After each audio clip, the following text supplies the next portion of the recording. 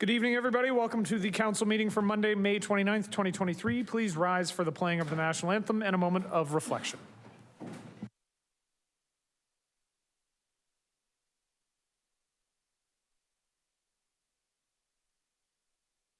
Oh, Canada,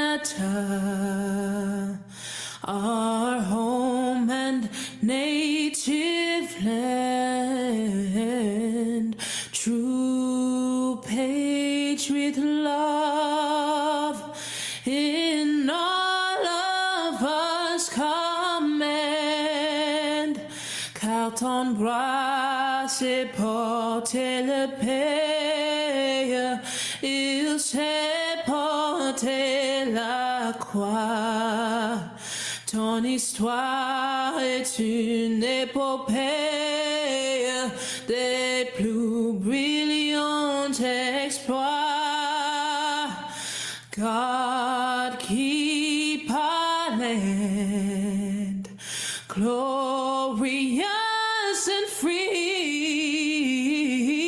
Oh, Canada, we stand on guard for thee.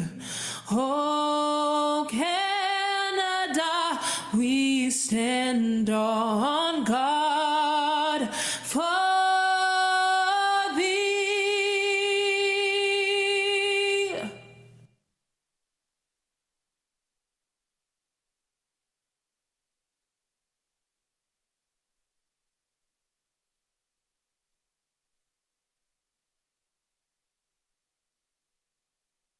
Please be seated.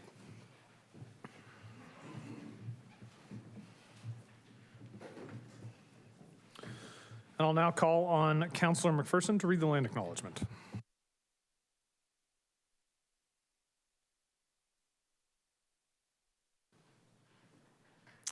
The land on which council meets today is the traditional territory of the Haudenosaunee and Anishinaabeg peoples, many of whom continue to live and work here today.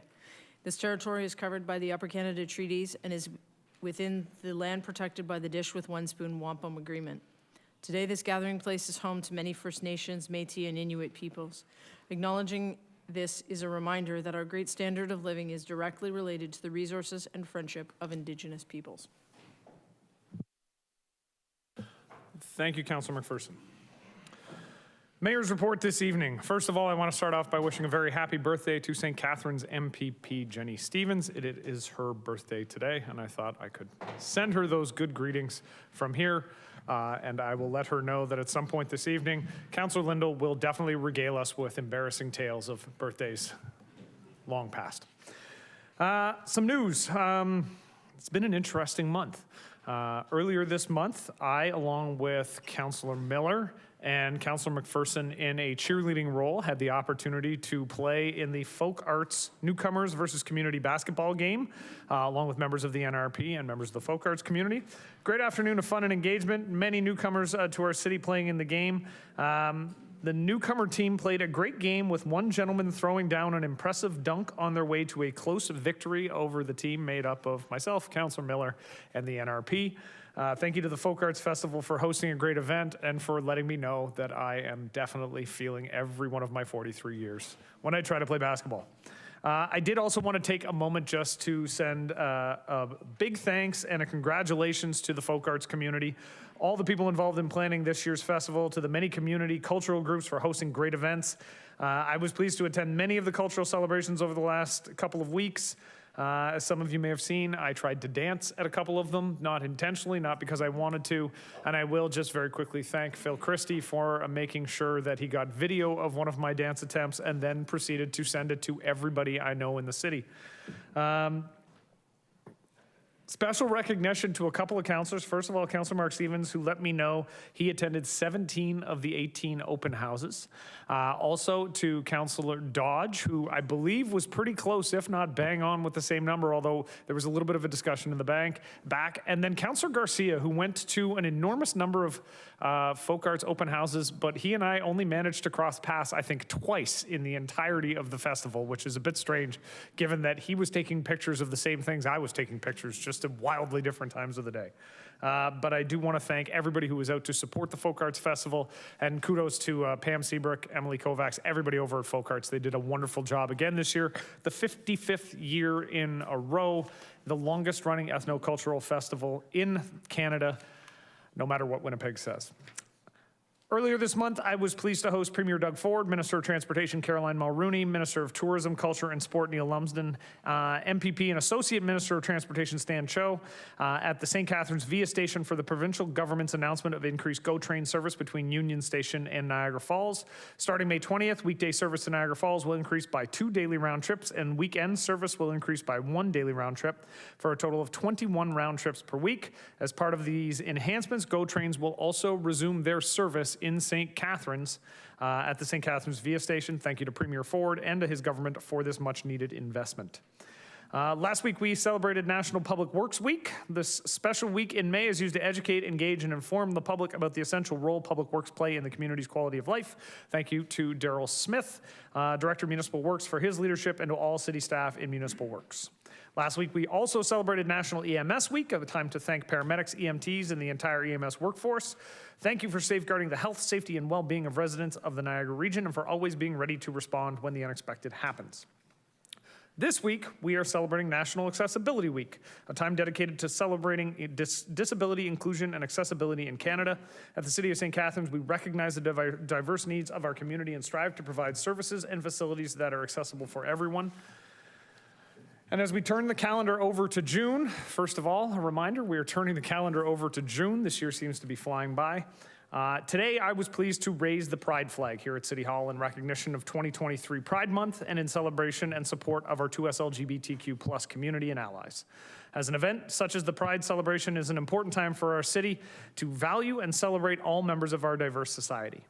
Earlier this month, Council's unanimous support of the motion regarding diversity in the city was an important step to ensure that the City of St. Catharines will continue to foster a community that is safe, supportive, and a welcoming place for people who live, work, or visit our community. Today, the city took another step forward by pledging financial support to Pride Niagara for their efforts as a leader in hosting events in our city that welcome visitors and our own residents from the 2S LGBTQ+ community to experience all that St. Catharines has to offer. As a city, we strive to embrace organizations like Pride Niagara and to firmly establish our support of hosting events in St. Catharines that positively contribute to the visitor experience and the quality of life of all. Speaking of events, Pride Niagara does have a full slate of events running throughout the week and the month. This Wednesday is the 10th Annual Niagara Unity Awards, where our very own Councillor Robin McPherson is nominated for an award. Then on June 3rd, I encourage everyone in the community to head down to Montebello Park to celebrate the 10th Annual Pride in the Park event from 12 until 10 p.m. And if you're looking for more events, just check out Pride Niagara's Facebook or Instagram pages. June is also National Indigenous History Month, an opportunity to learn about the unique cultures, traditions, and experiences of First Nations, Inuit, and Métis. It's a time to honor their stories, achievements, and resilience of Indigenous peoples who have lived on this land since time immemorial and whose presence continues to impact our city and Canada. The previous term of council approved signing a memorandum of understanding with the Niagara Regional Native Centre, and the memorandum, created in the spirit of the Truth and Reconciliation Commission, established the Centre as the city's principal advisory body on Indigenous matters. This connection is significant in helping us gain a deeper understanding of Indigenous experiences through their own voices and provides a foundation for collaboration, education, and cross-cultural exchange for staff, council members, advisory committee members, and the community as a whole. June is also Seniors Month. It's an opportunity to acknowledge and recognize the amazing seniors across the province and the city and the positive impact they have made in our lives. City of St. Catharines offers a variety of recreation and leisure programs at our 3 older adult centers. For more information, you can visit stcatharines.ca/JuneIsForSeniors. Last week, I had the opportunity to visit SteelCon, a manufacturing facility in the north end of St. Catharines that specializes in the production of Synbeam, which is a product in the North American market. For the engineering geeks out there, Synbeam is like a corrugated I-beam. It's about 30% lighter, and that's the sort of thing that probably only I geek out about, but it was fantastic to see where they produce it right here in St. Catharines. Great morning talk about the opportunities that exist for the industrial sector in St. Catharines. It was also interesting to get the history of how SteelCon chose St. Catharines as a place to invest and grow their business. And so I'm going to take this opportunity right now to thank staff in the Economic Development Department, both now and in the past, for their hard work in the process, and thank you to SteelCon for choosing St. Catharines, an example where the process may take some years, but the fruits of the labor are always welcome. Last week, I had the opportunity to attend Business Link's 40 Under 40 Business Achievement Awards. As a proud alumnus of the 40 Under 40 class of 2019, I was pleased to be on hand to celebrate all the nominees who are doing great work in the community. And I will throw out just a very special congratulations to Megan Chaika from Stathletes just across the street, who was named the valedictorian for this year's class at the 40 Under 40. Couple quick reminders, the Niagara River Lions will host their home opener Saturday, June 3rd at 7 p.m. at the Meridian Center. For tickets, visit www.riverlions.ca/tickets. And also be sure to check out a St. Catharines Junior A's home game up at the Canada Games Park, as their season kicked off last week with a win at home. And a reminder that the St. Catharines Club Roma Wolves League One season is in full swing, to be sure to check out a game as well. This upcoming weekend, June 2nd to 4th, St. Catharines plays host to the 76th Canadian Secondary School Rowing Association Regatta, or Schoolboy, on the Henley course. Good luck to all St. Catharines crews in the event, and welcome to all the athletes coming from out of town to compete, and a special good luck to the novice eights from Sir Winston Churchill, where I may or may not have a family member on the crew. And with that, I will just finally finish by throwing out a congratulations to the Sir Winston Churchill Bulldogs rowing team, who did compete in London at a regatta this past weekend and came home with more golds, silvers, and bronze medals than I could have possibly listed here today. So simply a congratulations. And as always, if there are any other schools winning lots of wonderful things, feel free to let me know. I know Councillor Williamson always will, because Secord does well in a variety of different places also. With that, I'm going to open it up to council. If they have anything they want to add, I have Councillor Townsend, Councillor Williamson, and feel free to add yourself to the list. Councillor Townsend. Thank you, Chair. Through you, I just want to, Councillor McPherson and I were fortunate enough to take part in the Federation of Canadian Municipalities Conference the last 4 days. It started Thursday, Friday, then went through Saturday, Sunday. It was a great opportunity to connect with our municipal colleagues from, we've connected with people from Vancouver, Calgary, Edmonton, Montreal, City of Toronto, all the way out to St. John, Halifax, right across the province. But it was a unique opportunity to discuss the issues that other Canadian municipalities are dealing with. And the one that was top of mind was certainly homelessness and addiction. That is something that many of the conversations at the conference evolved around. We also took part, I took part, and I believe Councillor McPherson as well, inclusive community building, which was a great workshop to build communities that allow for accessibility for everyone and all. It was a great seminar workshop. We also learned about the Green Municipal Fund and the new additions that will be made that councillors around this chamber will be quite happy with, that FCM will be implementing starting in, I think it was July, August. So we'll be touching base with staff on these new programs. I know government relations staff member Melissa Wentzler was there, and I'm sure she'll be touching base with Director York and the new opportunities that do arise from this. I do quickly just want to give congratulations to Regional Councillor Diana Hewson for being re-elected to the Board of Directors for 2FCM. It's certainly not an easy role to get elected to. I saw the work that many councillors from across Canada put in to get elected. But again, congratulations to Councillor Hewson, and it's great to see that we're going to have a strong Niagara representative on that board going forward. So again, congratulations to Councillor Hewson. Thank you. Thank you, Councillor Townsend, and thank you to you and Councillor McPherson. FCM is not a conference that St. Catharines Council has really participated in my time here over the last 13 years, but I think more and more FCM is going to become more important for our local context and in the broader context, and it's good that we're engaging and getting involved, and I'm hopeful that perhaps there will be a larger contingent of councillors looking to go to FCM next year, myself included, if not for said regatta this past weekend. All right, I have Councillor Williamson. Thank you, Mr. Mayor. I just want to make a shout out to Marianne Edwards, run director of the Rankin Cancer Run. Even though they didn't have a formal in-person run, there's lots of virtual opportunities, and schools, other organizations, and families are having their own runs, and raise lots of money, millions of dollars for local cancer care. It's very important, and so get on the site and make a donation if you're able. Thank you. Thank you, Councilor Williamson, for that. Councilor Stevens.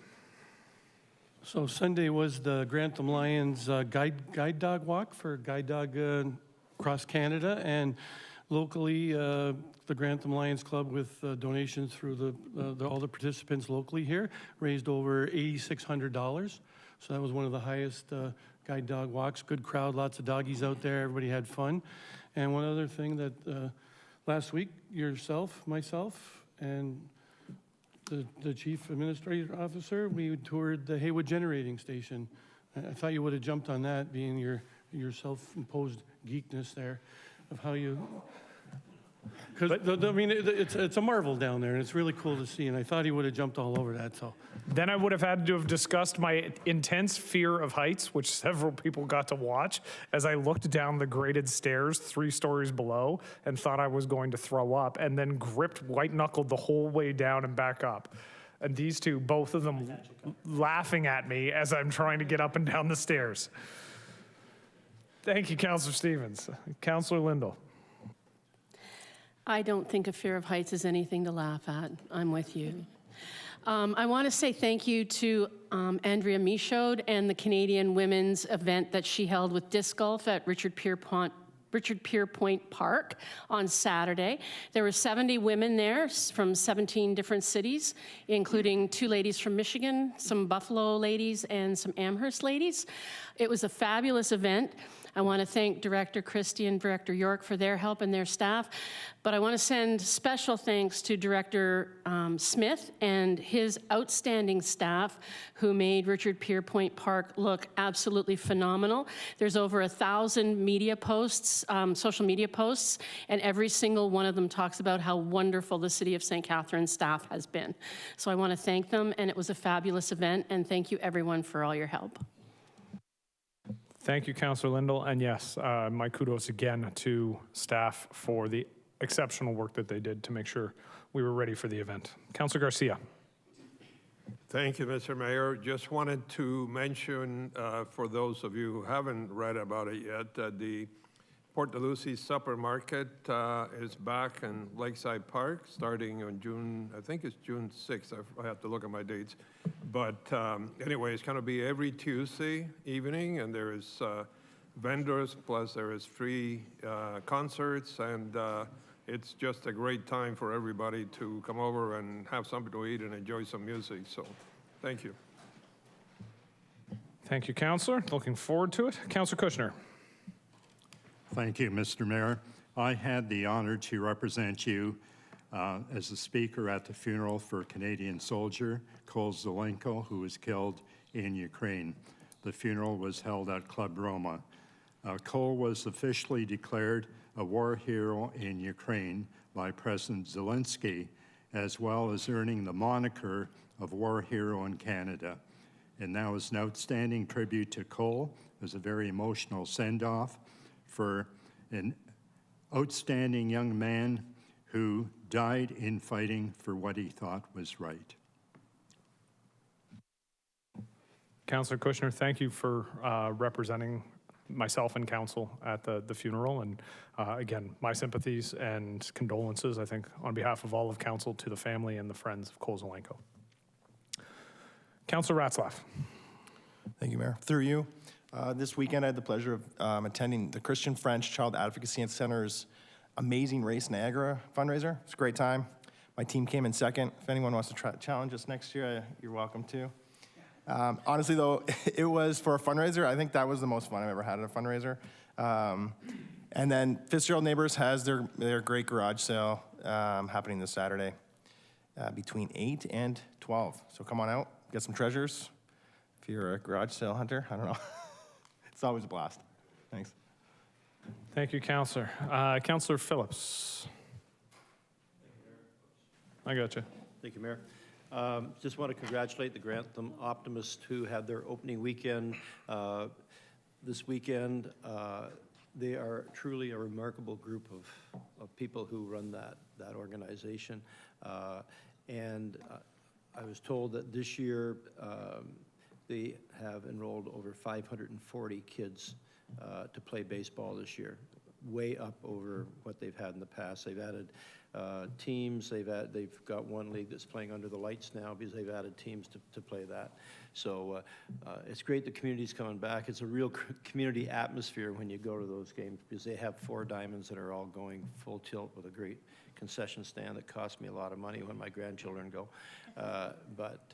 It's congratulations to them once again. And twice a year we allow parking on the street and Linwell Road to handle the overflow. And once again, thanks to staff for looking after that.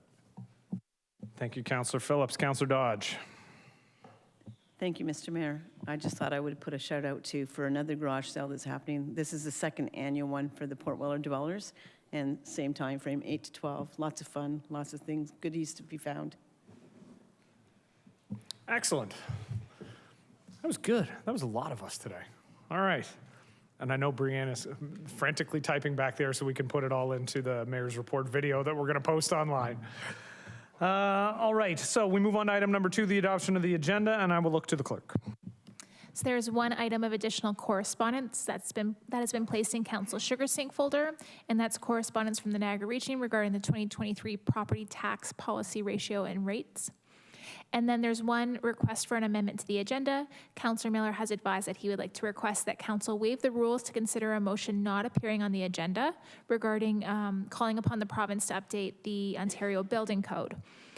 Per Council's procedure bylaw, section M 6.4, motions not appearing on the agenda can only be considered if Council votes unanimously in favor of considering the motion.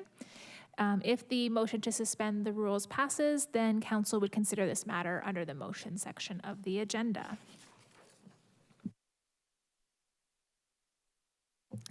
So with that, I have a motion to suspend the rules to allow a motion not appearing on the agenda to be considered this evening. And I have Councillor Miller as the mover. Do I have a seconder?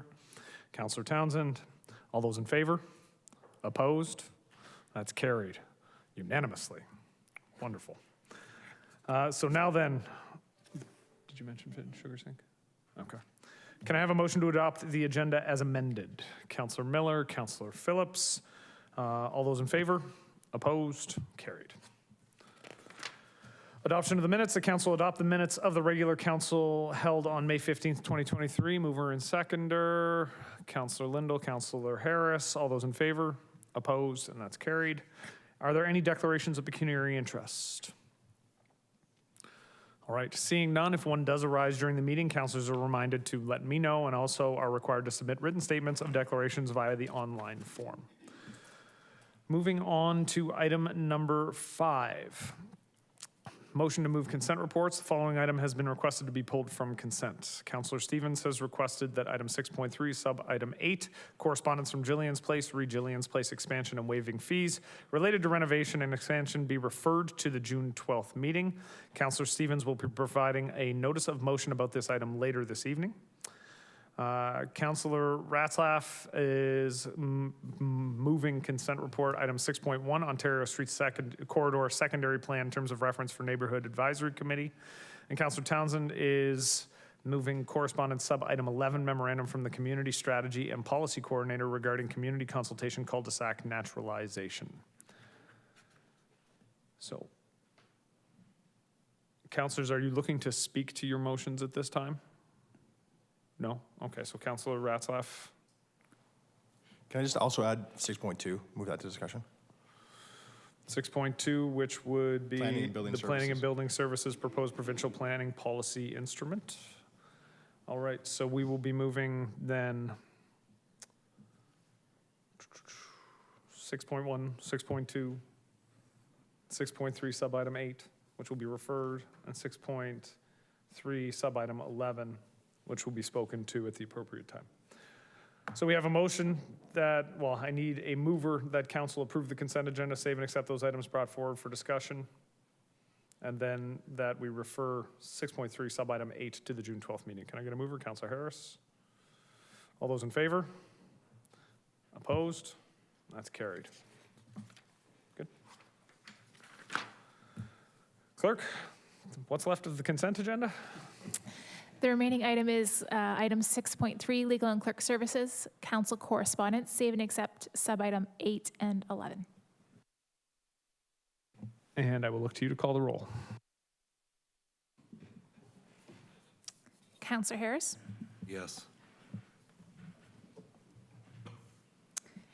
Councilor Garcia, Yes. Councilor Dodge, Yes. Councilor Kushner, Yes. Councilor Lindell, Yes. Councilor McPherson, Yes. Councilor Miller, Yes. Councilor Phillips, Yes? Councilor Ratzlaff, Yes. Councilor Stevens, Yes. Councilor Townsend, Yes. Councilor Williamson, Yes. and Mayor Cisco, Yes. and that's carried. All right, so those items will be added to the back of the discussion agenda. And we will move on. There are no public meetings, there are no presentations this evening, so we can go on to 9.1, Economic Development and Tourism Services Strategic Real Estate and Land Development Corporation Feasibility Study. I now call upon Rowan Faluti from Urban Metrics, Inc. to present regarding the Strategic Real Estate and Land Development Corporation Feasibility Study.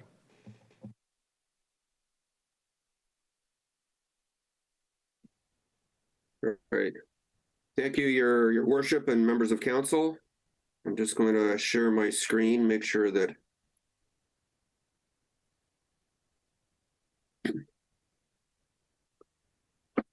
so is everybody able to see my screen? We are. All right, thank you very much.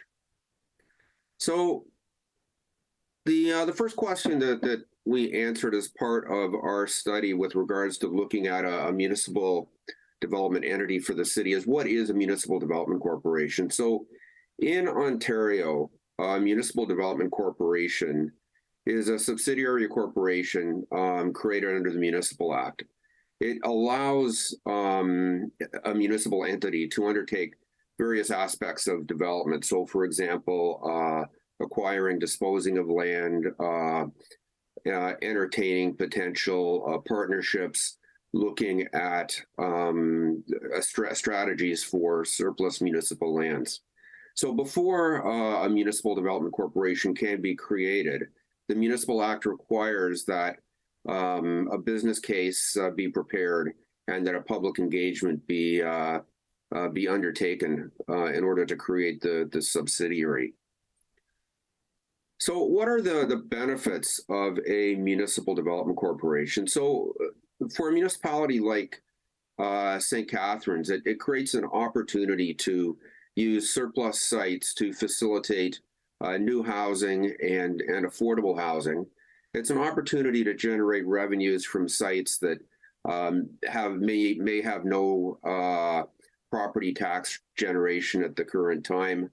It may create opportunities to improve core service delivery. So, for example, doing potentially joint development sites or partnerships to accommodate things such as fire stations or other core municipal services in a more cost-effective manner. It's an opportunity to plan for the long term. So rather than, say a private developer looking at a specific site in terms of what they can do right now, it's an opportunity to look at your real estate portfolio from a long-term perspective and plan it and look for opportunities to develop it sort of for the long-term goals of the municipality. And then finally, it's an opportunity for the city to entrench sustainability and innovation and basically take a leadership role in the region in terms of developing its surplus municipal assets. And I know we're fairly limited in time, so I'm not going to go over all of the slides in detail, but I mean, effectively, a municipal development corporation allows the municipality more flexibility and leverage in terms of developing its surplus municipal sites than, say, for example, working within the structure of the existing municipal departments. It allows for the creation, or it allows you to bring in expertise, strategic real estate people who may not be available within the local municipality. So, I mean, why St. Catharines? So, St. Catharines has a history of municipal involvement in real estate. The Meridian Center, the Performing Arts Center are two examples that, you know, helped to stimulate the downtown. We're seeing a changing economic and real estate market across the GTA, and especially in St. Catharines. We're seeing the need for more intensification as opposed to greenfield development. It's an opportunity, as I said, for the city to take a leadership position in the region. There's a lot of potential partners across various sectors to undertake some of these projects or to assist in these projects. We've identified a number of underutilized municipal assets that could play a role in the future city in terms of generating new revenues, in terms of creating new housing opportunities, and in terms of creating new municipal infrastructure.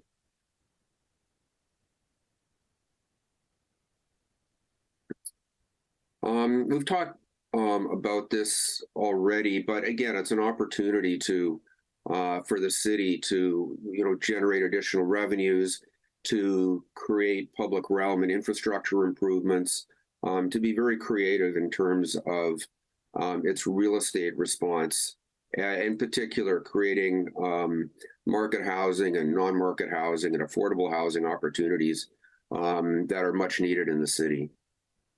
So when we look at what a municipal development entity might be, there are a lot of examples that we looked at, and there's some that have less autonomy. So, for example, Create TO, which has a very strong reporting relationship with council, to something that may be somewhat more autonomous, such as, say, for example, Waterfront Toronto. So there's a whole spectrum of autonomy and functions that a municipal development corporation could have. So as part of our study, and I think what you know council needs to consider in the future, are some of these questions. So what should the objectives of a municipal development corporation be? How much control should the entity have? What function should it have? What skill sets and resources are needed to make it work? What are the potential development projects that could be made more successful? What would its role be in attracting and accommodating future growth? And finally, what are the financial implications to the city? So a municipal development corporation can play an extremely important role in terms of allowing the city to achieve its goals by maximizing the efficiency of municipal space, generating facility-related cost savings. So, for example, by doing entering into partnerships and doing joint developments, proactively identifying future land and space needs, generating revenues for reinvestment, and strategically increasing density by unlocking land for housing development. So sites that may not have any development potential without the assistance of another agency. So the functions of a municipal development corporation in St. Catharines, and based on our study, we've identified a number of things that the entity could do. So, for example, identify a portfolio of surplus and underused real estate. Evaluate opportunities to add value, which aligns with the city's priorities and strategic plans. Identify opportunities for partnerships and/or service agreements. To oversee the city's portfolio of surplus underutilized property and physical assets. To dynamically monitor the real estate market and strategically dispose or repurpose existing sites, or potentially acquire new ones. And finally, reporting to council, at least on an annual basis, and also at strategic occasions when, say, for example, there may be a key decision that needs to be made with regards to a strategic site. But ultimately, the entity should have the autonomy to engage as a true development partner and execute deals while being transparently operated and maintaining a high degree of accountability to council. So I think the autonomy is an extremely important part of the entity. yet at the same time to look for council for to confirm its mandate and to make strategic decisions at key points in time. So we've identified 11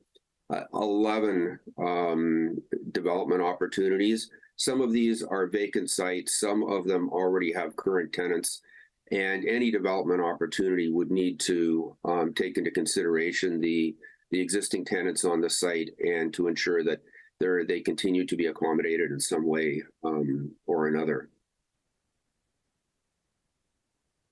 So one of the key things that we looked at was also, staffing of this entity based on, current staffing within the city.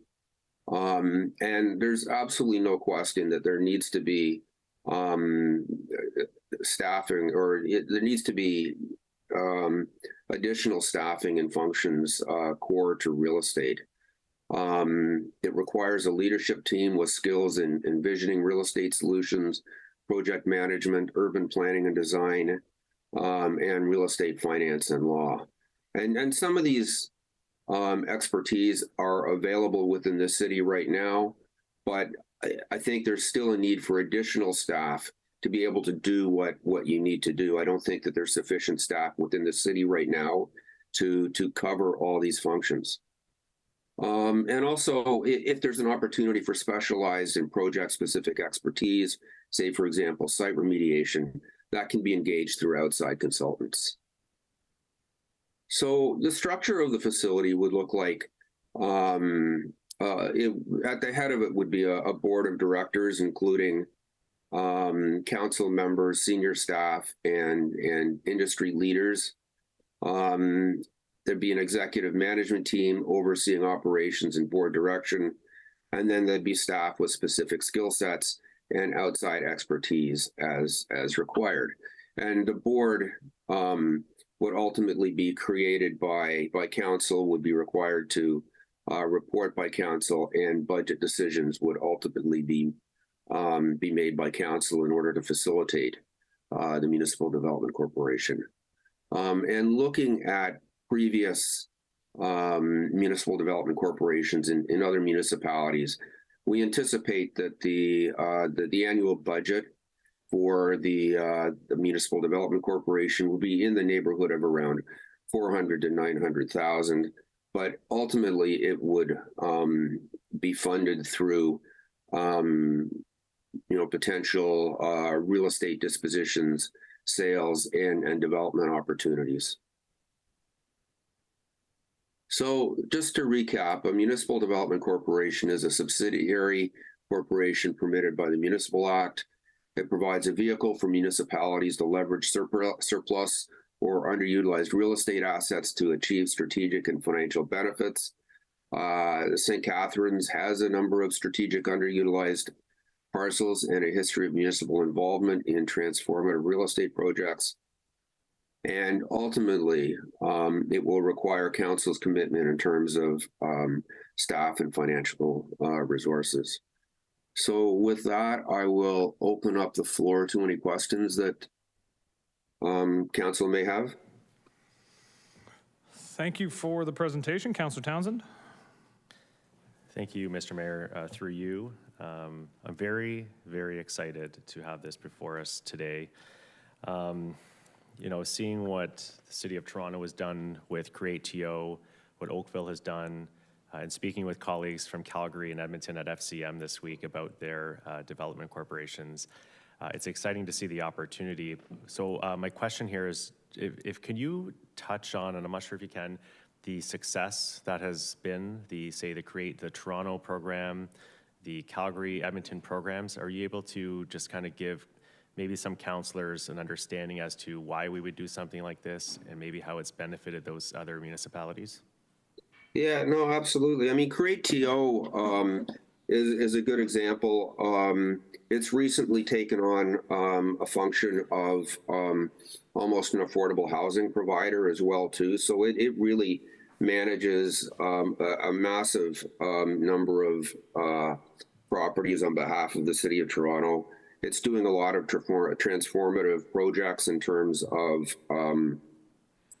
new housing. It's getting involved in a lot of community space kind of projects. So it's not just developing real estate, but it's also creating long-lasting municipal assets.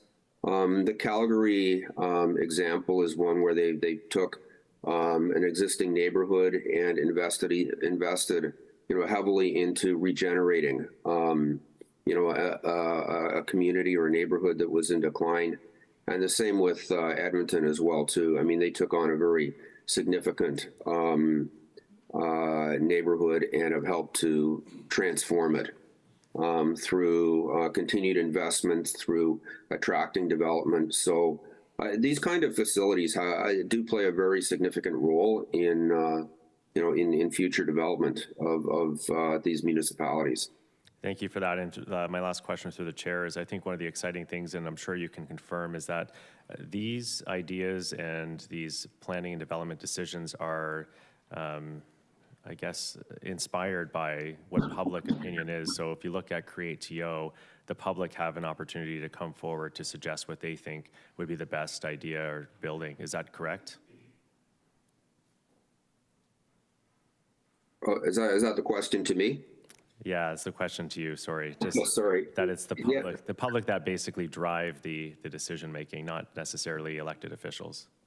Yeah, no, absolutely. I mean, there are a lot of opportunities for public involvement, particularly when it comes to community spaces and the communities within the individual neighborhoods. Become actively involved in some of the projects that help to transform their neighborhoods. Great, thank you. All right, any other questions of the presenter? Councillor Dodge. Thank you, Mr. Mayor. Through you to the presenter, I'm just wondering, with something like this, how many projects or how many things would one expect for them to be able to carry through in a year, say? Ultimately it would depend on, the specific project. In the first year, I think it would be predominantly involved in planning and working towards identifying what the opportunities are and trying to identify some of the partners. I don't think you could say that, it's going to be doing one a year or 2 a year. I think, you may see a couple of years where they're more in the planning phases, and then, a third year when maybe they've got 2 or 3 projects that are coming to fruition. It's sort of like any developer. You start off in the planning phases, looking for opportunities, creating the opportunities, and ultimately they come to fruition. Okay. And then you mentioned in your presentation about industry leaders. Can you give me an example of what an industry leader would look like? Well, so for example, in some corporations, I know we worked with Create TO and its former entity, Build Toronto, and they would get, presidents of real estate corporations or previous presidents of real estate corporations to act as an executive director. So people who have considerable experience in the development industry and have the vision to identify and create these opportunities. Okay, so, and would they be like volunteer positions or would they be paid positions? I guess it really depends. I mean, if you, for a board, I guess it really would depend on how the board was structured. Ultimately, if it was a paid decision, you would likely get, more senior people. Okay, thank you. Thank you very much for your information. Councillor Phillips. Through you, Mayor. A CAO one time working for St. Catharines said that we should never ever compare Toronto to St. Catharines. When I see Toronto and all the money they have, all the development they have, the size of they have, I don't think it's fair to compare Toronto to us. Perhaps I'm wrong. You can mention that, but, and the cities you've talked about, Edmonton and Calgary also, much larger, they have more land than what we do. We're pretty well landlocked. You've given us a list of 7 or 8 places that we could look at to sell. We have there is a question coming, Mayor. We have a really good planning department. We have a great economic development department. Are they going to be working with this MDC, and how many people do you expand, or do you expect to have in this corporation? Well, absolutely. I think the MDC has to act as kind of a conduit and coordinator between all the various departments. And I completely agree that you've got a great planning department and you've got, a great economic development staff. But there's only so much that they can do right now, and this is kind of taking on an additional function that I don't think right now they've got the capacity to do. I think in our report we looked at an initial staffing of about 2 to 3 people within the corporation as the kind of as a startup in addition to the board.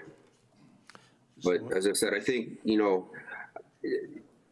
even without the creation of an MDC, if you wanted to perform the functions that we've talked about, there would still be a need for additional staff. So at the moment, we have one person who does look after our real estate sales and purchases. So you're basically saying one more person would suffice, or? Well, no, I'm saying 2 to 3 in addition to what you've got right now. Okay. Thank you. Thank you, Councillor Phillips. Councillor Stevens. So, thank you, Mr. Mayor, to the presenter. So the estimated cost of $400,000 to $900,000 a year, that's a pretty big gap. And from what I understand, and you're saying this would be self-sufficient. So when we sell the properties, it is covering the cost of this. So when you just showed us 11 properties, so if St. Catharines runs out of property, like Councillor Phillips said, like we're pretty landlocked, would this then be dissolved because then it's taxpayer funded, and what would be the benefit down the road from that afterwards? Well, ultimately, we've identified 11 opportunities, that have the highest resonance right now. There are other ones that we identified in the longer term.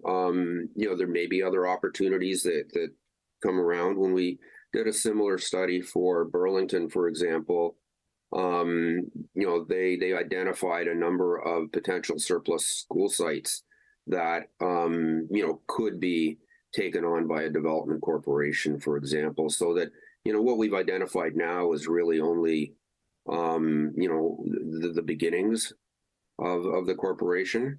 So, it's not an unlimited resource. So once you've got the corporation up and running, there's an opportunity to look for additional projects to become involved in. Ultimately, if you get to a point where there is nothing, then the corporation would dissolve. But I see this as being a living entity that will continue to create opportunities as it continues. Okay, thank you for that.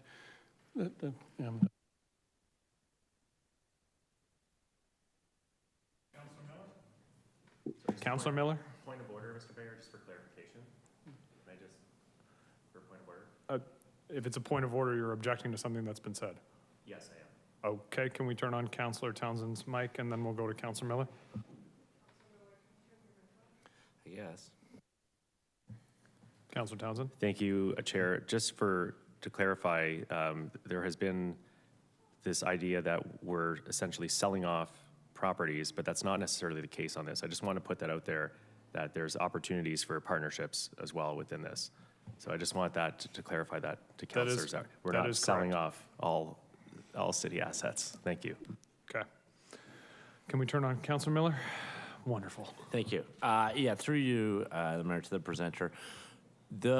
In addition to the sort of 14 assets that the city currently has that could be developed, and I think there's probably more because I didn't see the Head Street parking lot on there, for example. But in some of the examples, the city was acquiring land and being a part of the development. Could you touch on the Midland Bay example? Because I think that one's really relevant to St. Catharines because it's a brownfield site, it's an industrial site, which we do have quite a few of those. So how did the city end up becoming involved on that site in Barrie? Well, I'm not exactly sure how the city acquired the site, but they created the Midland Bay Land and Development Corporation.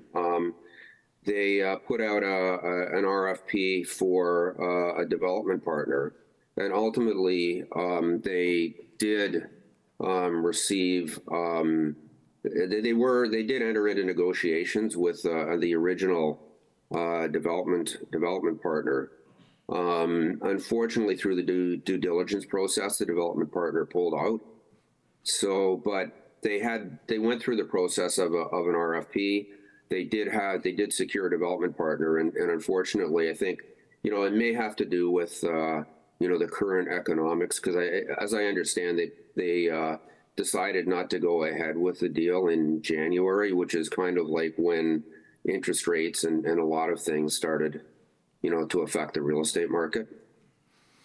Yeah, I think we express frustration about these industrial sites that don't get developed, and I think Barrie is a city that we are similar in size to or striving to be with their regular GO train access and everything like that. So I think that's a good example. The project maybe has stalled right now, but where the city got to take on a more direct role because of the MDC, and I think that's something we would be, to sort of Councillor Townsend's last point, trying to do with ours as well. So thank you. Thanks, Mr. Thank you, Councillor Miller. Councillor Ratzlaff, to the presenter. Thank you, Mayor. Through you, I just want to touch on the strategic long-term point that you made earlier in the presentation. Councillor Phillips brought up the fact that we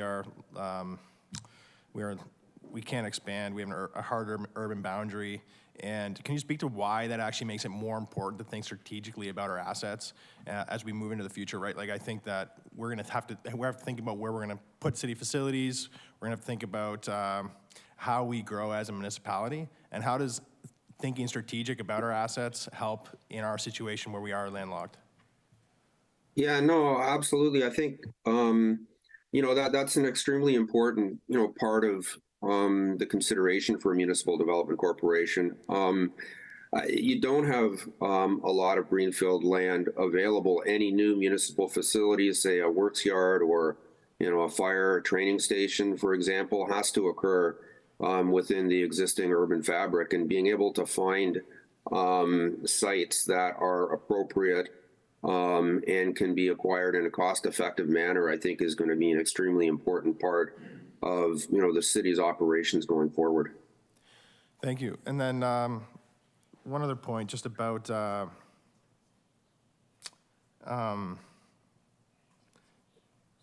yeah, this idea of how we generate revenue. So I was talking with Rachel from the BIA today, and she just mentioned how excited she was about the municipal corporation because she's asked a bunch of times about vacant commercial space that the city owns within the downtown core, and just how excited she is that we'll have a dedicated institution working to find tenants for those spaces, or working with her to find tenants for those spaces. Is there potential there for revenue generation? Yeah, oh, absolutely. I mean, you know, you've got the parking garage that's got commercial spaces that are, you know, a number of them are vacant. And I think, you know, this is a relatively tight commercial market, and, you know, having an entity that, you know, will be actively involved in marketing, I think, is an extremely important part, not only to generate revenues for the city, but also to generate additional activity in the downtown. Yeah, no, that's great. Thanks. Right, are there any other questions for the presenter? All right, seeing none, can I get a motion to receive the presentation? Councillor Townsend, seconder Councillor Harris. So this is just to receive the presentation from Rowan Faluti regarding the Strategic Real Estate and Land Development Corporation feasibility study. All those in favor? Opposed? Carried unanimously. Thank you, sir, for the presentation and for sticking around to answer questions. All right, thank you. And can I get a councillor to move the staff recommendation? Councillor Townsend, Councillor McPherson. The recommendation is on the screen at this time. Councillor Townsend, do you wish to speak at the beginning or at the end? All right, so Councillor Townsend. Thank you, Chair. Through you, I would just like to thank staff for this long-awaited report, and specifically to Brian York, Margaret Josipovich, Christine Douglas, Stephanie Tripp, and Tammy Kate for all the work that's gone into this. It's great to see that. I understand that some of my colleagues around the Horseshoe are concerned that we're not comparing to Toronto. I think it's unique to see what Toronto has done with their Create, Transform Toronto, to have the public provide input as to where they see their planning and housing developments moving along. They're getting quite unique in what they're doing in Toronto, where they're looking at underutilized parking garages to build affordable housing units. They're also looking at multiplexes and things like garden suites to address the housing shortage. Yes, we're not Toronto, but we are certainly comparable to the town of Oakville, who does this now, and the city of Burlington. Look what they've done in Midland. I think it's a great opportunity for us as a community and as a city to whether be buy land and build on it, and to form positive partnerships with local organizations and groups to address our housing needs right now. I think it's a very unique opportunity to build those relationships with great not-for-profit organizations right here within the city of St. Catharines. So I'm clearly in full support of this, and I look forward to us taking strong, big, bold decisions on building housing for those in need, and also having the public provide input as to where they believe the city needs to build and provide housing. Thank you. Thank you, Councillor. Councillor Ratzlaff. Yeah, thanks. I'm excited about the municipal corporation. It's clear that affordable housing, specifically supportive housing, is top of list for mostly everyone around this horseshoe. And the municipal corporation is going to let us think strategically, let us get in the game, the real estate game, in a real effective way. If we want to make a dent in the housing crisis, this is something like that we have to do. Like, just take 320 Geneva, for example. I'm convinced that if we had a municipal corporation before we went into those negotiations and those partnerships, we would have something coming out of the ground there already. We don't, because we didn't have a municipal corporation. This is exactly the type of work that they do, right? The current staff member, the only current staff member that we have doing this, they're in charge of real estate assessment, special projects, acquisition, disposition, leases, easements, transactions. Like, this is way too much for a single employee. In fact, this needs something like a municipal corporation so that we can act quickly on real estate deals, so that we can all build relationships and the partnerships we need to create affordable housing, supportive housing. I mean, I think that the housing crisis that we're in as a city demands that we take this type of action. The question I have, though, for staff is, what changes would help expedite the creation of this corporation? Like, already we have from Councillor Townsend some good motions that I support in principle coming forward later in this evening, but those motions actually speak to work that this municipal corporation could do in a more strategic way, right? Like, rather than just on an as-need basis making decisions around our real estate, we can think strategically and long-term about our real estate. How do we expedite this process? What's standing in the way from moving forward quickly on creating this municipal corporation? I'm guessing Councillor that's directed towards Director York. Yeah, sure. Thank you. Through you, Mayor, to the councillor. It's been said quite a bit this evening. It is about resourcing. The consultant has said it. You've read it in the report. The city owns more than 400 parcels of land throughout the community in varying size and shape. In addition to that, we have more than 170 buildings and facilities that we manage. This isn't about divesting of all of those assets. It's about divesting or partnering with some of those that have the highest and best use. And you've read that in the report. You've heard that from the consultant. So I'll just re-summarize. It is about resourcing. So having a dedicated budget put forward to incorporate the Municipal Development Corporation, and then assigning some resources, hiring some resources, will help us move the needle on partnership development projects. And that could also mean the acquisition of property. We've not been purchasing a lot of property lately. Other municipalities are doing that to build their future and build it in a different way. In St. Catharines, we're going to build it up because of our boundary. So again, to summarize, resourcing is the best route forward here with a budget. Thank you, Director York.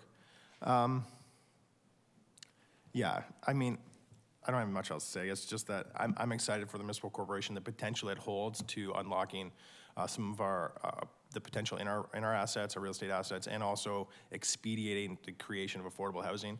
You know, partnering with the region and having them operate the facilities is great. But we heard from Indwell, we've heard from the region that they need land to build bridge housing, to build supportive housing. We've got the land. We just need the resources to make those deals happen. So thanks. Thank you, Councillor Ratzlaff. Councillor Williamson. Thank you, Mr. Mayor. Adding to what Deputy Mayor Phillips had to say, yeah, we are not comparable to mega city Toronto. We're not comparable to some of the other municipalities. We are a local tier municipality. We're talking about spending $400,000 to $900,000 a year, adding a bunch more staff, another layer of bureaucracy to deal with 12 properties. Some properties are fairly small. For example, Dalhousie House. We got to be a little bit pragmatic. We're looking at a 10.5% property tax increase further down into the budget. The theme just seems to be to keep adding more staff and more layers of government here, and it's just not doable anymore. We got to come to awakening here and recognize that we can have business. I mean, business people want to have something, a place that's affordable as much as they want to have experts come in. We've had experts come in and tell us about lots of things recently. Many of them didn't pan out. There was commercial real estate experts that were involved in 320 Geneva Street. I don't know how it would make a difference if we had this other layer of bureaucracy, talking about making it connected to the community. There's no organization, no group around that's more connected to than the people of this council who were elected directly by the citizens of St. Catharines. This takes our voice out of it to a certain extent, makes it this autonomous corporation. So I'd prefer for us to stay directly involved in making these decisions, and it's something we simply can't afford to get into at this particular juncture. Thank you, Councillor Williamson. Councillor McPherson. Thank you, Mr. Mayor.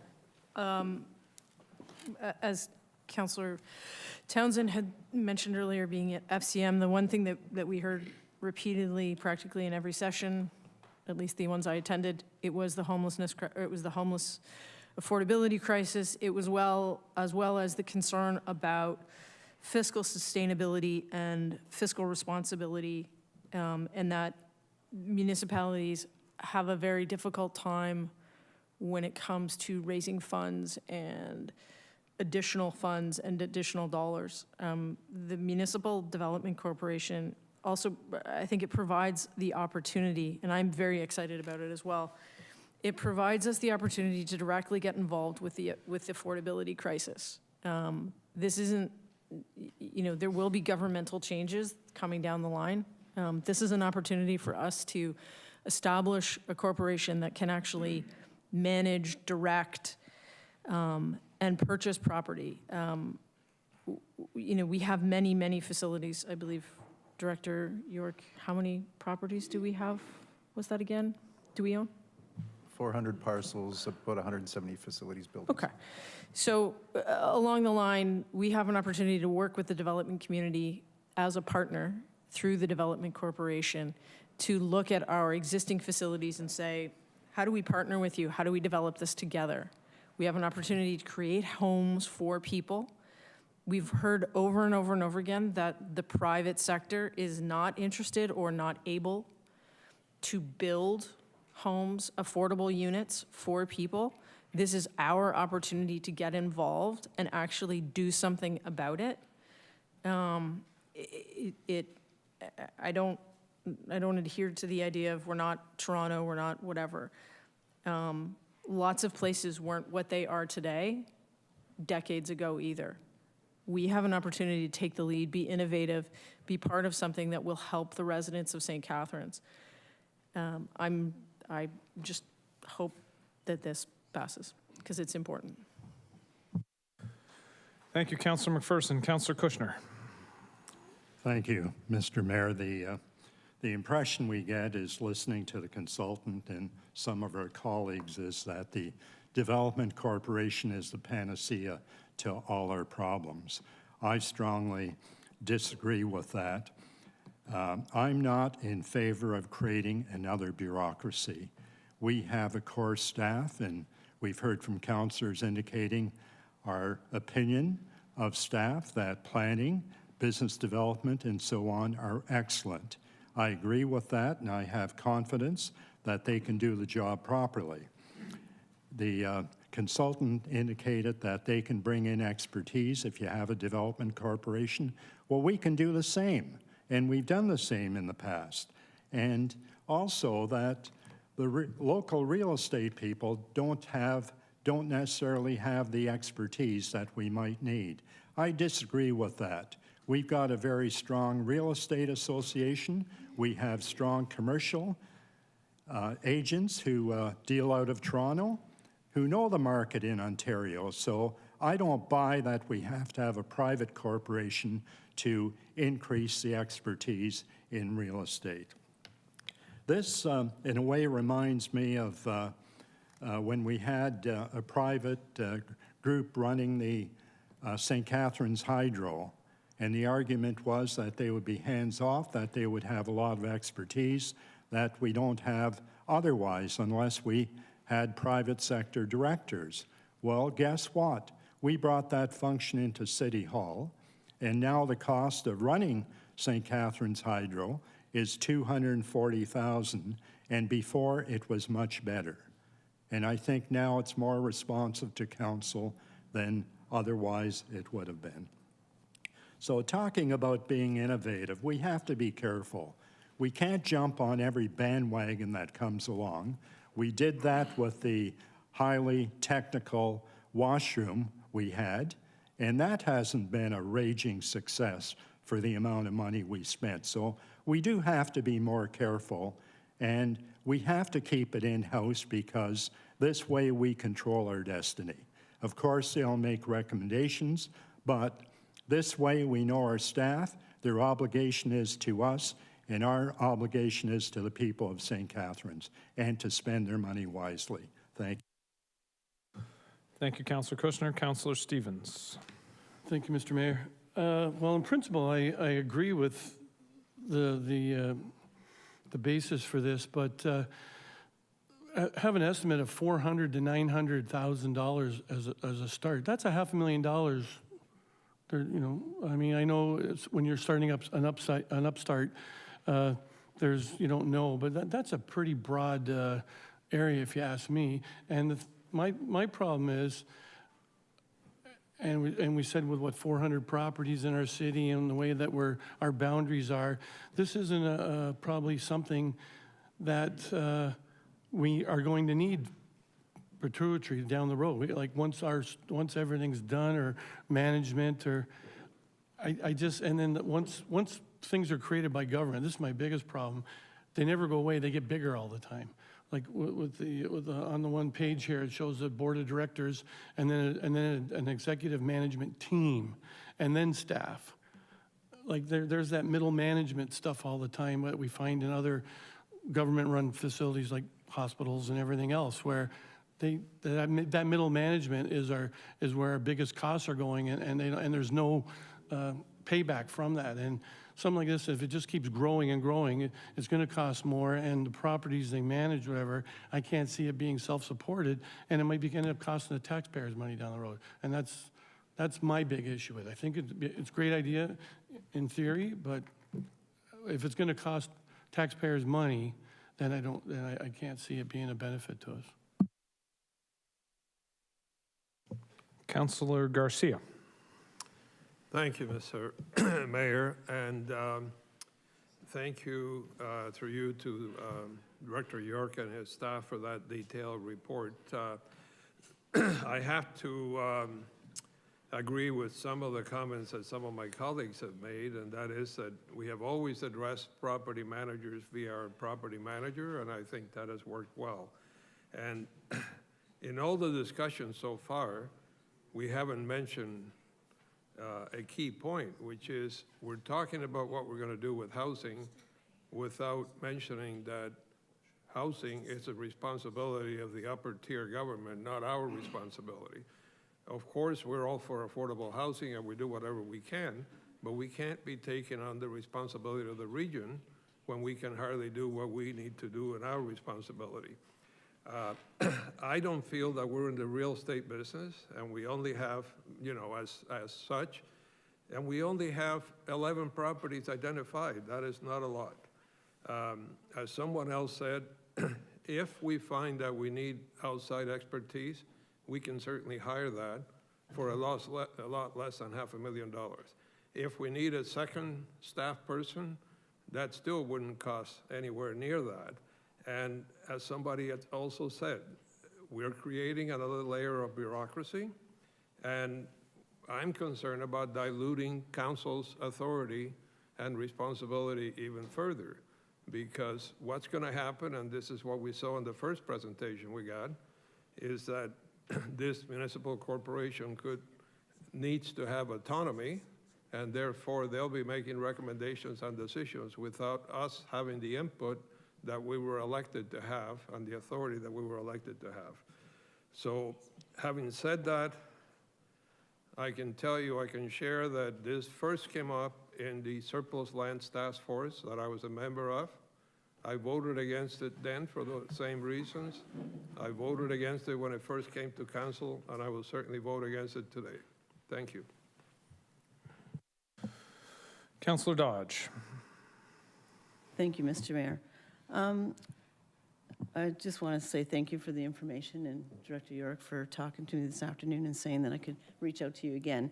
So I'm just wondering, kind of on the basis of what the region, does the region offer any services like this? Through the mayor to the council, or no? No. So through you, Mr. Mayor, maybe to you, does the region offer any value back to the city of St. Catharines for affordable housing? I've had some loaded questions thrown at me in my time. I mean, yes, the Niagara Regional Housing Corporation obviously has done developments here in the city of St. Catharines. We're looking at pursuing additional developments. As the vice chair of the board of Niagara Regional Housing, we are continuously looking for opportunities to develop across Niagara, St. Catharines being one of the largest areas of need, so the St. Catharines being one of the priority areas. And I will only raise the development, I can't remember, is it 497 Carlton? Something like that, 497 Carlton, a very significant NRH build. I think the first one in 40 years in St. Catharines, and staff there are aware that we are continuing to move forward with options and ideas for the city. So of all the affordable housing that the city is providing, there's one property that the region's actually partnered with us? The city of Is that St. what you're Catharines saying? doesn't provide any affordable housing. Correct me if I'm wrong. Through the chair, no. No? we're Oh, not- okay, no. sorry, okay. I thought that we had some affordable housing and that we had put money forward for that. Okay. And then I guess really it comes back to the affordability of the taxpayers, and I'm a little bit nervous on that, so those are my comments. Through the mayor to the councillor, the estimated budget of 400 to 900, for that a couple times tonight, certainly a large range. There's no changing that. But think of the staff startup costs. So they mentioned 1 to 3 staff. So you're going to easily eat up a portion of that budget for staffing. But the balance of the budget, as Mr. Faludi had said, is about acquisition. It could be about cleanup. It could be about a phase 1 that's required to bring the development to market.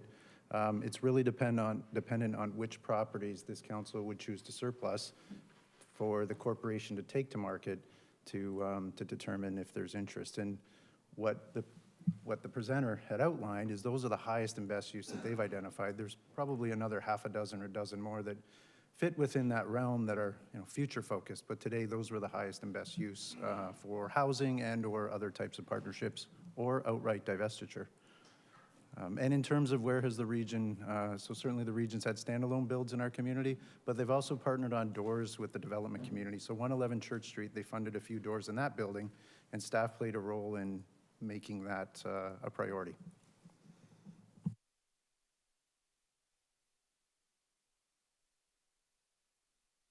Thank thank you for the information. And I just wanted to, what I was trying to understand was whether or not we were getting good value for what we paid to get from the region. That's an even more loaded question and probably not one for this discussion, but thank you, Councillor Dodge. Councillor Ratzlaff, I'm going to ask you to turn your mic off because you have already spoken and I have a couple of first-time speakers coming up. Councillor Miller. Yeah, just I guess a point of order question first, because obviously the report we got, there's 3 different options, and it sounds like there's a lot of consternation around this being a third-party corporation, but one of the options was to have an expanded real estate department do these functions. So if this recommendation is voted down, do we then look at those other options, or how does that function? So I believe at that point it would be council's discretion if they want to examine a different option. Okay. You'd have to request a report asking for that, for staff to report back on that, and we would make a decision at a later date. Okay. No, okay, that makes sense. Yeah, obviously this is something we've been working on for a number of years. I'm really happy to see the information. Some of the comments I find a little confusing. I don't know where this Toronto phobia comes from, but if another municipality has a good idea, then I don't really personally care what that municipality is called. The question I have to staff, because I think it did come up around the Geneva Street, the Parks and Rec building. If we had a municipal development corporation, how would that process have been different than what we went through with the Surplus Lands Task Force? Or would it materially look any different?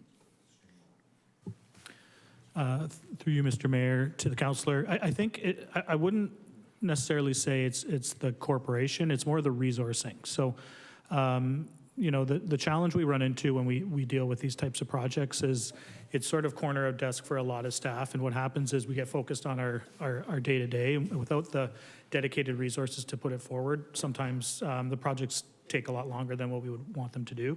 So, you know, from my perspective, it'd be more about the resourcing than specifically a corporation. But a corporation, obviously, you know, the staff recommendation is that would help support it. But it's really a resourcing issue.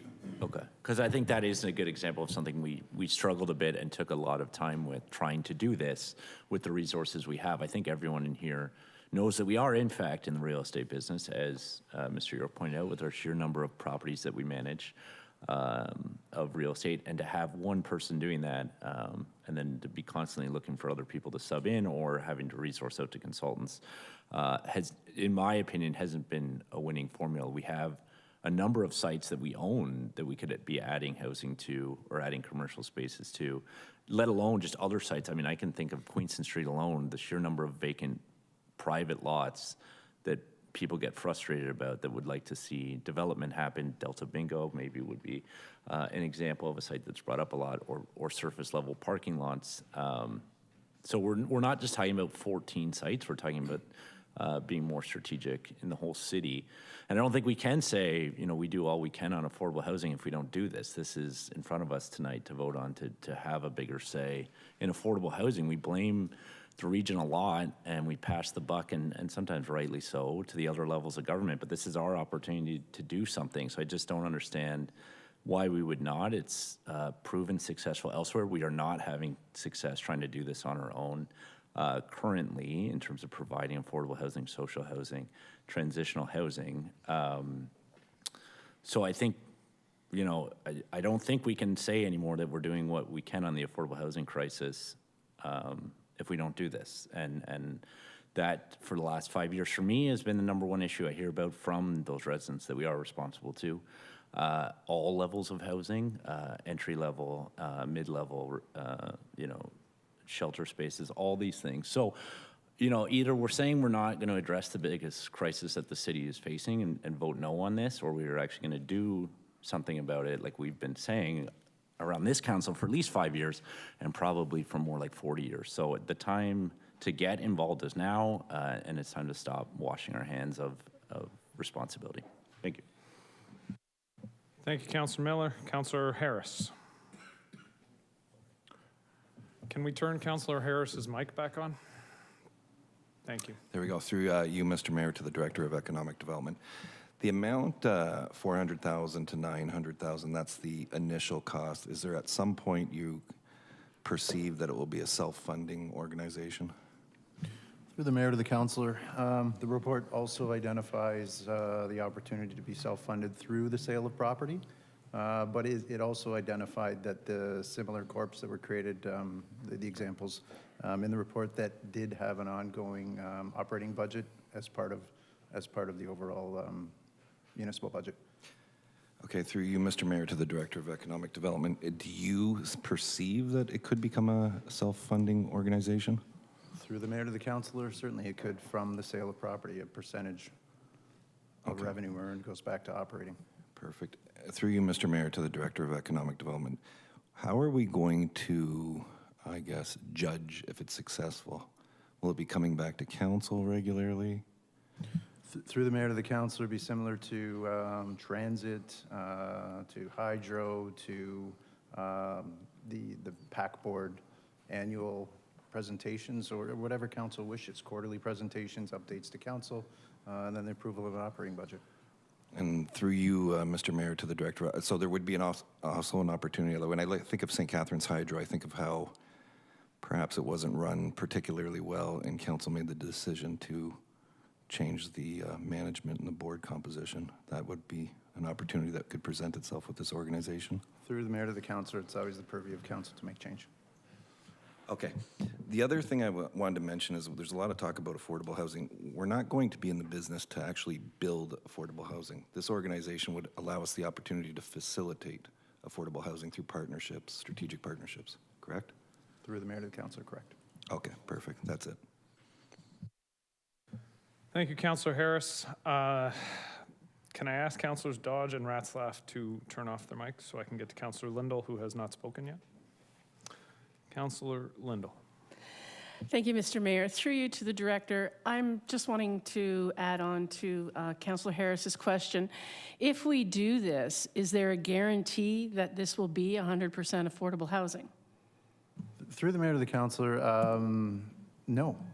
No, I mean, it could be, right? We identify the property and then we go to market and determine fit and function. And if it's attainable housing, then that's the best opportunity for that property. And we have to look at each individually. Are we maximizing value, or are we looking at a partnership? There's different scenarios for each property and dependent upon location. A property may be identified for staff use. That's highest and better, and just by virtue of where it's located.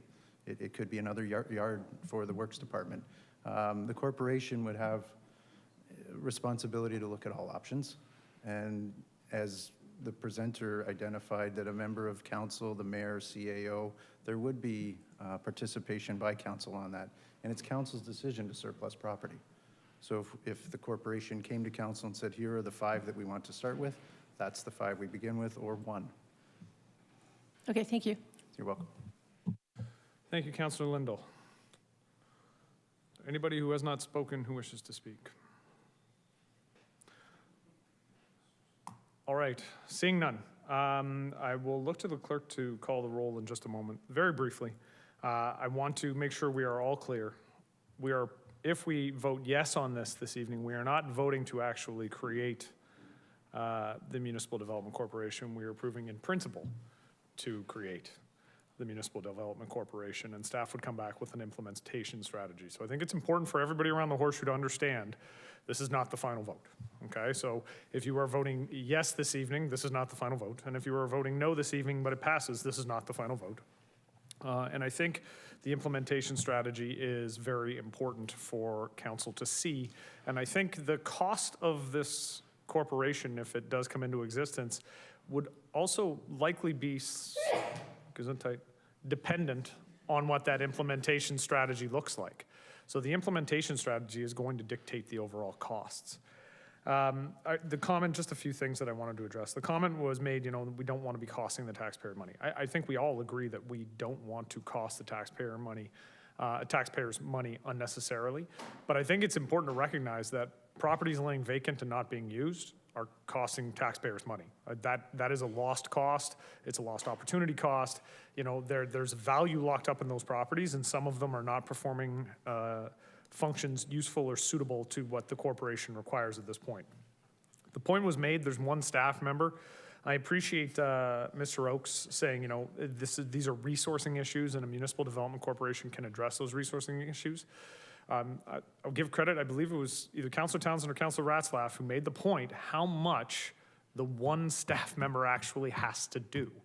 And there's a list of properties in our report, and I think it's important to recognize a lot of those properties have been identified by council as being properties we'd like to see redeveloped. It is not a function of anybody pushing back and not wanting to do it. It is a resourcing and a capacity issue. And beginning a municipal development corporation would go a long way to addressing that. The comment was made we could hire outside expertise. We can do that, definitely. And that statement is not incorrect. But as the report lays out, there's no strategic value in that. You're doing everything ad hoc. It's one-offs, and it's a parcel of land here and a parcel of land there. And ultimately, whatever strategic goals we may want to realize, you can't do it if you don't have a strategic vision and a corporation that is trying to drive that strategic vision. I'll be voting in favor of this. This idea was first proposed in 2019 at the Budget Standing Committee. So if it is approved, my only request would be that the implementation strategy first come back to the Budget Standing Committee. I don't believe that needs to be in the motion directly. I think that can be a direction. I think it's appropriate that if this is approved, it comes to the Budget Standing Committee first, as that was where the idea originated. I will conclude my comments simply by saying thank you to staff and everybody who was involved. Thank you to council. I think this was a very good debate around the ideas surrounding this. And with that, I will look to the clerk to call the roll.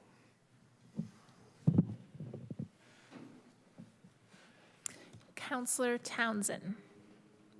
Yes. Councillor McPherson. Yes. Councillor Garcia. No. Councillor Kushner. No. Councillor Miller. Yes. Councillor Ratzlaff. Yes. Councillor Williamson. No. Councillor Dodge. No. Councillor Harris. Yes. Councillor Lindell. Yes. Councillor Phillips. No. Councillor Stevens. Yes. And Mayor Cisco. Yes. And that's carried. Item number 2, Financial Management Services 2023 property tax rates. And I will look to Ms. Douglas for an overview of the report. Thank you. Through you, Mr. Mayor, good evening to yourself and members of council. Staff have prepared a brief presentation related to the 2023 tax rate report that you will be discussing this evening. All of the information being presented is in FMS 066-2023 council report or in your agenda package. Next slide, please. The city's tax bill has 3 portions, with only one under the control of City Council. The other 2 are under the authority of the Regional Council of Niagara and the Province of Ontario. As shown here, the city's portion of the tax for the median home is increasing for 2023 by $18.01. The remaining increase on the median tax home of approximately $381 relates to the regional and school board portion of the property tax bill. Almost 95% of the 2023 tax bill increase on the median home is due to the upper tier portion of the bill, which is the responsibility of the regional municipality of Niagara. Next slide, please. Residents' tax bills will look a bit different this year due to the shift of the transit from the lower tier levy to the regional transit levy. The table here provides the additional details of the cities and regional tax levies. Next slide, please. So shown here are the 2023 tax levies in dollars that the city collects on behalf of the upper tier, the Niagara region, and the province for the school boards. These amounts are in addition to the city's total tax levy for 2023 of $120.7 million. As shown here, the payment due dates that the city must remit payment amounts to the region and the school boards. If the city is late making its payments by the required due dates, the region or the school boards may charge 1.25% each month for the missed interest payments. These late payments of interest could be significant. As the city is the collector of taxes on behalf of both the region and the school boards, timely delivery of the tax bills to our residents is key in collecting tax revenues for all three entities. Mr. Mayor, that concludes the staff presentation overview of the 2023 tax rate report. All right, can I have a mover and a seconder for the recommendation? Councillor McPherson, a seconder, Councillor Ratzlaff. So the motion on the floor that the 2023 property tax rates as detailed in Appendix 1 be approved and that the city solicitor be directed to prepare the necessary bylaws. I just need you to press the button. Councillor Phillips. I'll figure this out one of these days, Mr. Mayor. Question to our Director of Finance.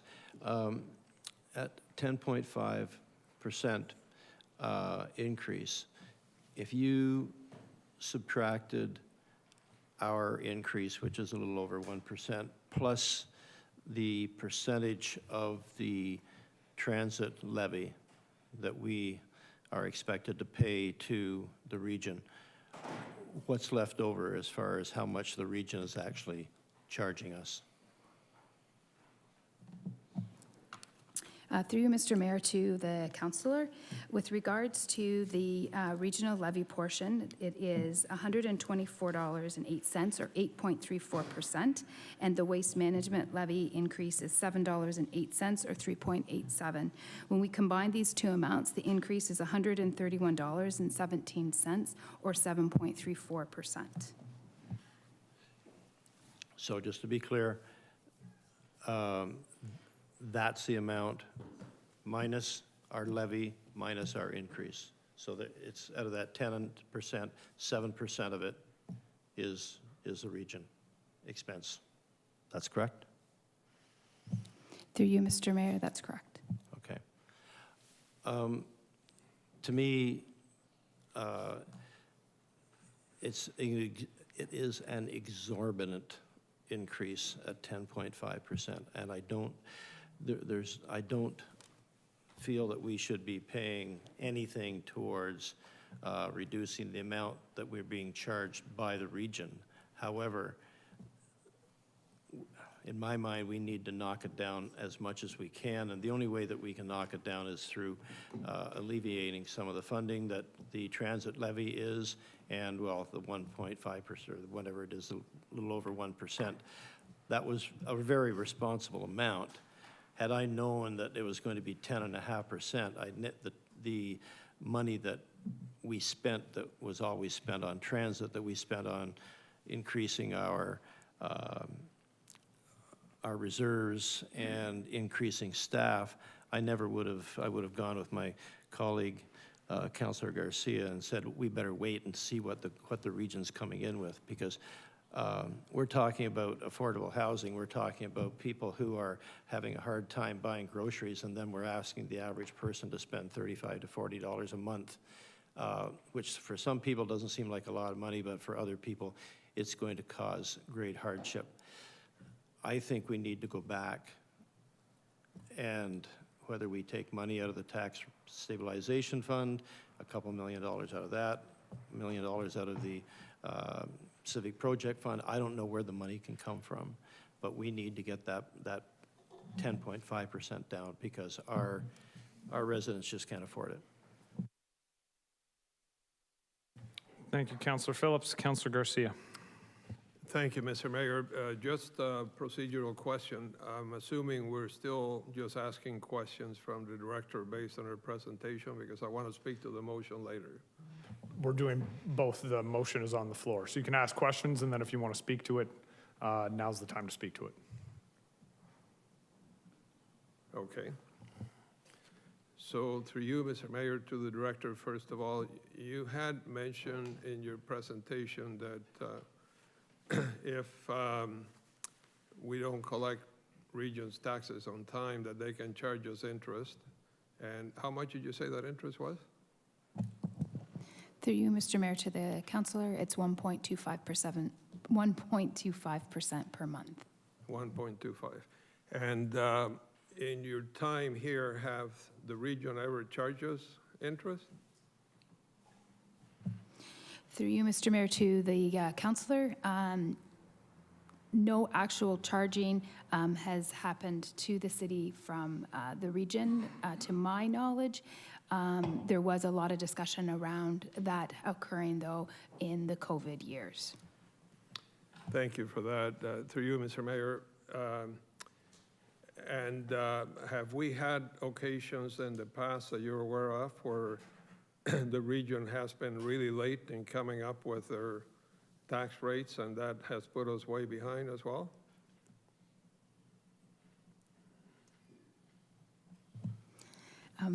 Through you, Mr. Mayor, to the councillor, with regards to the timing of the region and their approval of their rates, typically they have brought forward their tax policy in the month of February, and then usually going to regional council in March or April.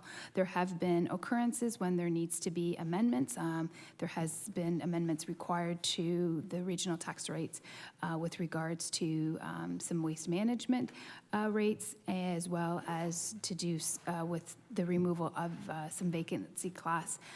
So there has been occasions when the regional rates do come closer to us needing to have our tax rates approved so that we can get our tax bills calculated and out to the resident within the 21 days required by the legislation.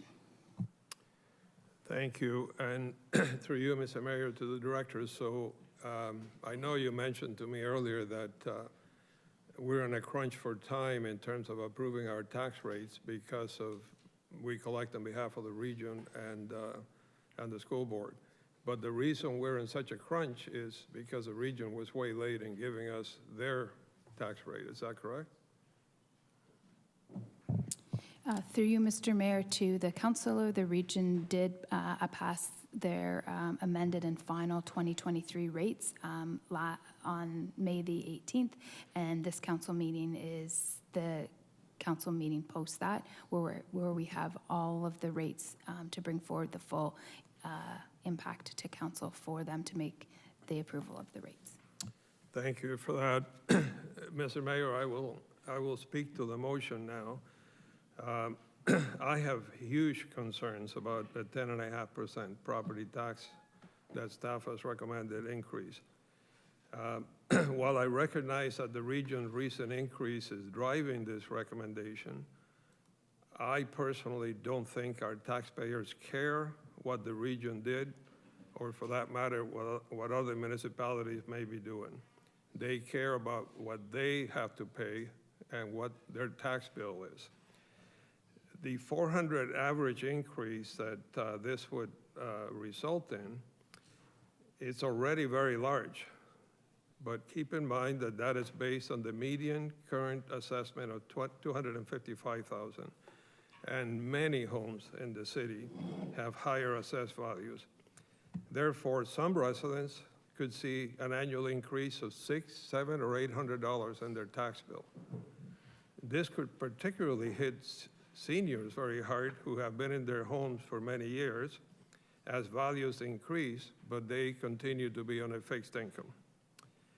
And please note, my colleagues, that this is not just the region who is responsible.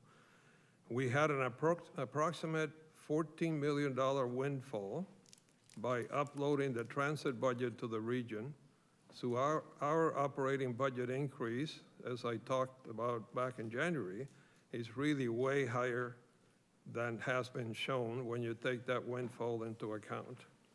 So Councilor Phillips mentioned, and may I remind my colleagues that the night we reviewed the operating budget, I tried unsuccessfully to get staff to put at least 50% of that transit windfall into reserves for a rainy day. Well, that rainy day is here, and it's really a deluge. The 10.5% proposed is by far as I know, the highest increase the city has ever considered. So how has this windfall been used instead? If I can please get the council coordinator to put on the screen the table that I requested from the treasurer before we approve the operating budget. So can you enlarge that a little bit, please? So I just want to make sure, because I asked for this, and I believe there is some confusion because some councilors still think that we're only adding, sorry, there is a bottom part to that chart. Do you have that as well?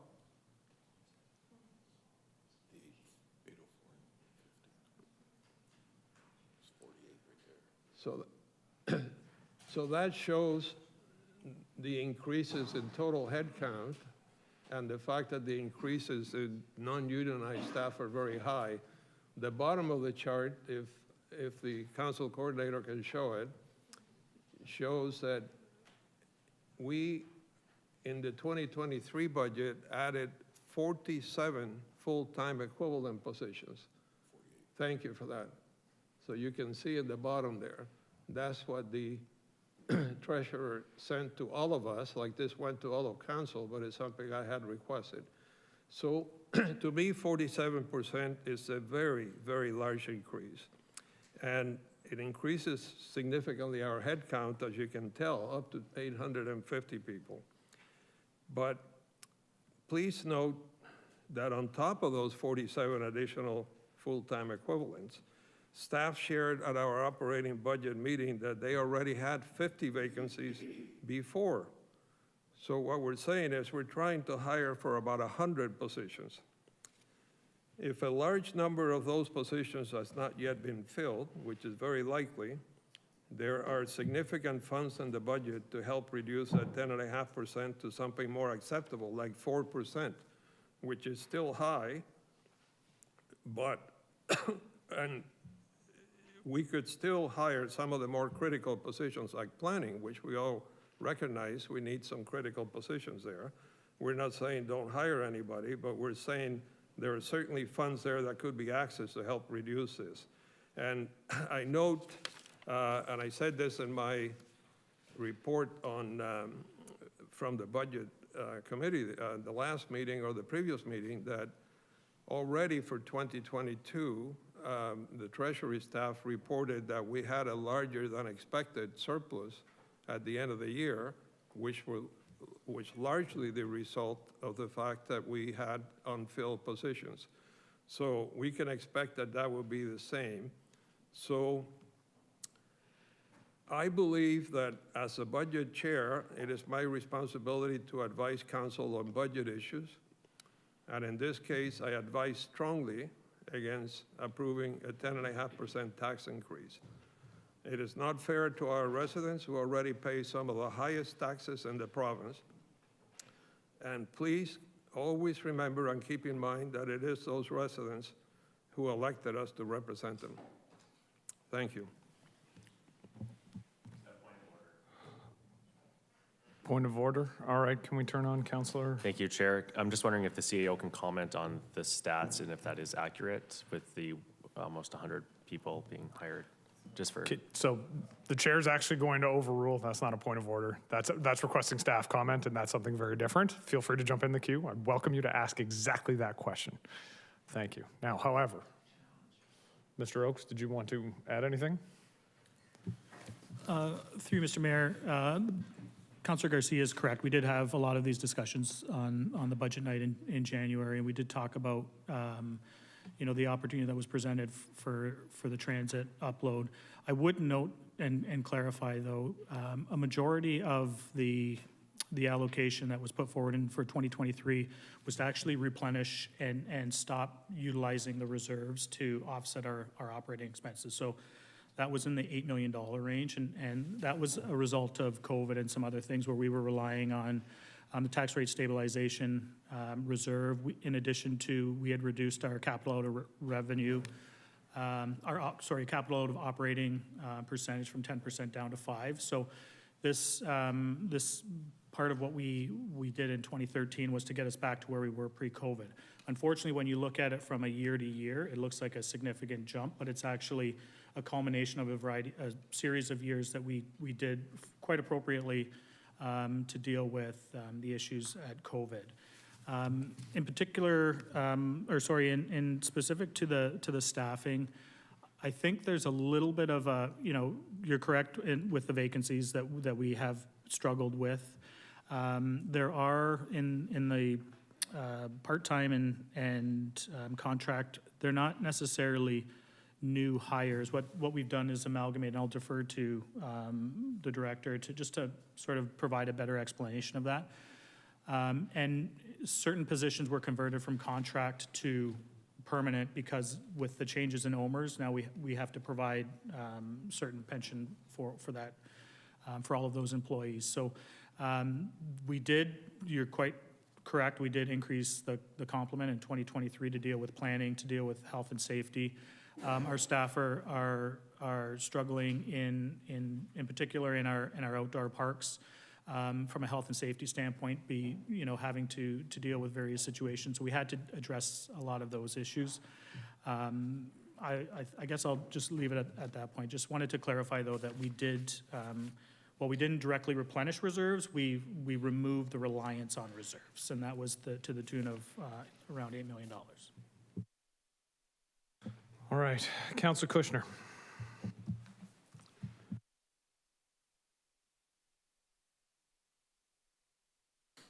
Thank you, Mr. Mayor.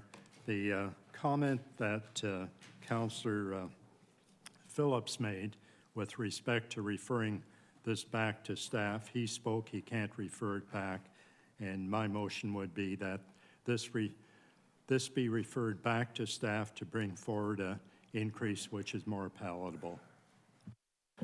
So, Councillor, unfortunately, what you're asking would be a reconsideration of the budget. So if that's the case and you'd like to put a reconsideration motion on the floor now to reconsider the budget, but staff can't come back with that if we haven't made a motion to reconsider the budget. Can we open Councillor Kushner's mic, please? Thank you.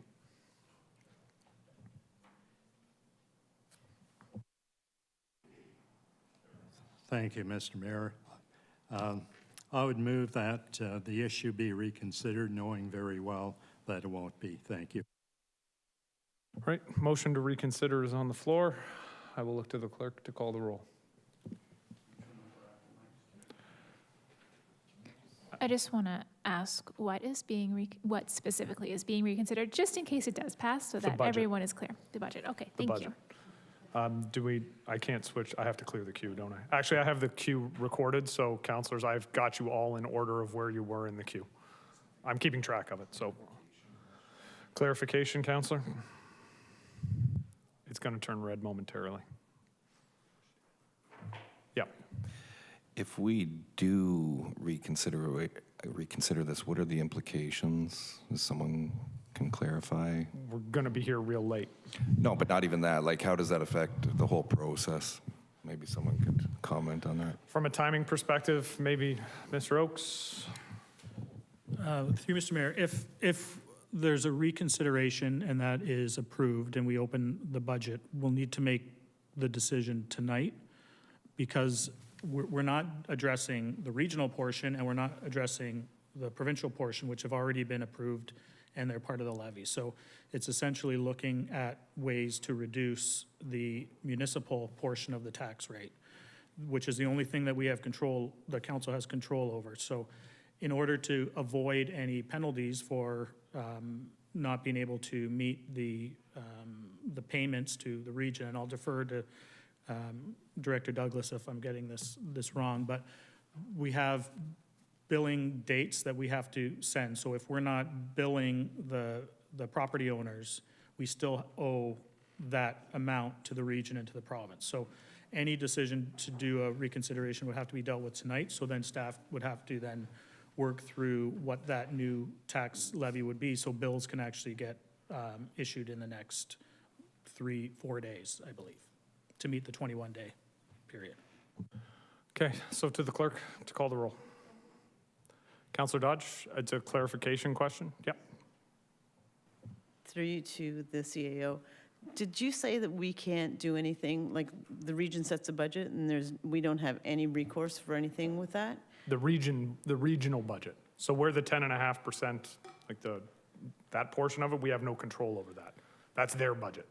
We only have control over our budget.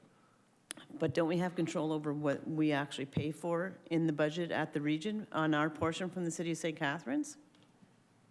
No. I mean, St. Catharines Regional Councilors vote on it, but St. Catharines City Council has no vote on what's in the regional budget.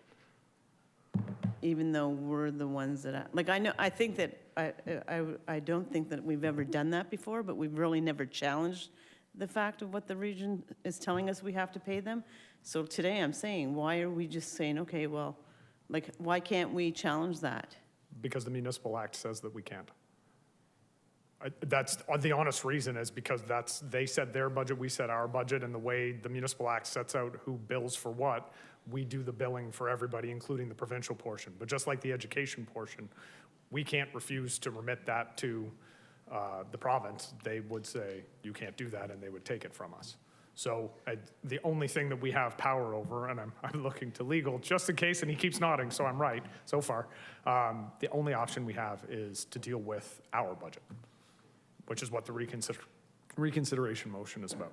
Okay, so my comment to that would be that's very wrong, especially when they're asking us for 7%, and some of the things I think that are on there, we don't even use, and we don't get that service. So we should have some recourse on going back for that. And I'm trying to give you leeway, even though that was a clarification question. Okay, Councilor Garcia for clarification. Clarification. Mr. Mayor, you said to Councilor Kushner that he could not refer this, but what happens if we vote that staff recommendation down?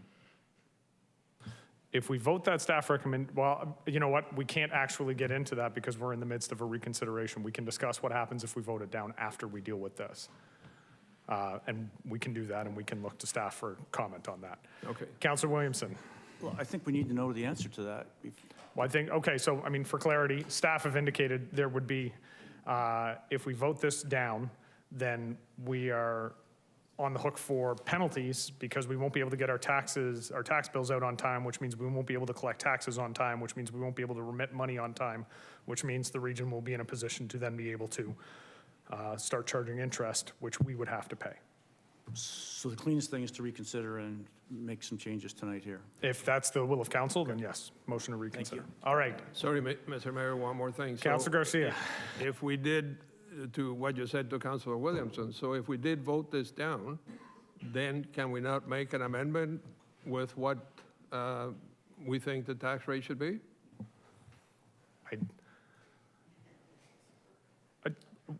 We could, but I mean, unless we're actually going to do something to make it that, which is what we need a reconsideration for, then we can pass an advocacy motion to the region saying we don't think your increases should be more than X, but I think that's separate from the debate tonight.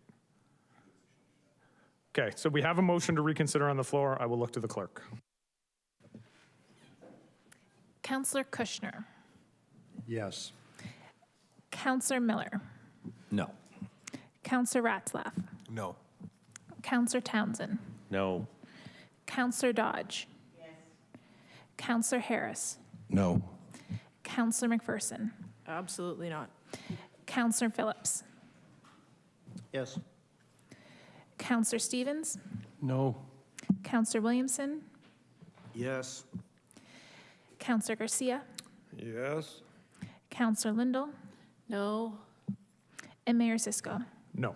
And that's lost. Councilor Kushner, you do still have the floor. I'm going to ask the rest of, actually, let's do this a way that makes sense. I'm going to turn Councilor Kushner off. Can you turn that off, Councilor Kushner? Okay. I'm going to leave voting mode, and I'm going to ask people to press their buttons in the order that I asked them to. Just wait. Councilor Kushner, press your button. Now Councilor Williamson. Now Councilor Miller. Now Councilor McPherson. Now Councilor Townsend. Councilor Kushner, you have the floor. Thank you, Mr. Mayor. This evening, we heard a lot of talk about affordable housing, and that's why we voted, or council voted, for the Development Corporation. But then by raising taxes by 10%, we are making home ownership less affordable, and we're making rent less affordable because taxes impact both the owners and the renters. And therefore, I can't support an increase of 10%. Thank you. Councilor Williamson. Thank you. Well, what Councillor Phillips said to begin with, Deputy Mayor Phillips. He's spot on. Councillor Garcia filled in lots of the details. I'm disappointed that the reconsideration didn't pass. We have a professor of economics who stated the negative impact that this increase will have overall. When we talked about the transit governance, there was a promise, or there was an underlying suggestion that it was going to be affordable and save us money. Instead, we've taken the money and spent it and lost whatever potential gain that we had. So I'm a little disappointed. 10.5 is, as someone said, not palatable. I just have one question to the CAO. In terms of frontline staff working in the parks, what have we added and for people that are dealing directly with encampments, et cetera? Thank you. Through you, Mr. Mayor. I'm actually going to defer to Director Smith. I think he has the specific numbers. Thank you. Darryl? Thank you. Through you, Mr. Mayor. We have added 6 staff specifically for health and safety in dealing with the parks. They are all seasonal staff, so they are with us through April to November. Thank you. And these are actual new staff over and above what we have working in these frontline positions, or are they some people that have been repositioned or something like that? Through you, Mr. Mayor, they are actual new staff. However, we are still substantially down in numbers of staff with students, which also impacts our abilities in that area. But that's not new numbers. Those are existing numbers. Thank you. And if we have this deficiency in terms of the students, can we hire more casuals to fill the shoes that aren't filled by students? Through you, Mr. Mayor, we could hire more casuals. It's approximately one casual employee equals about 2.5 times a student because of the budget consideration, OMERS, all of that, et cetera, that goes with that. And so we would still be down in numbers. We'd be better off than where we are right now, but it would still have an impact.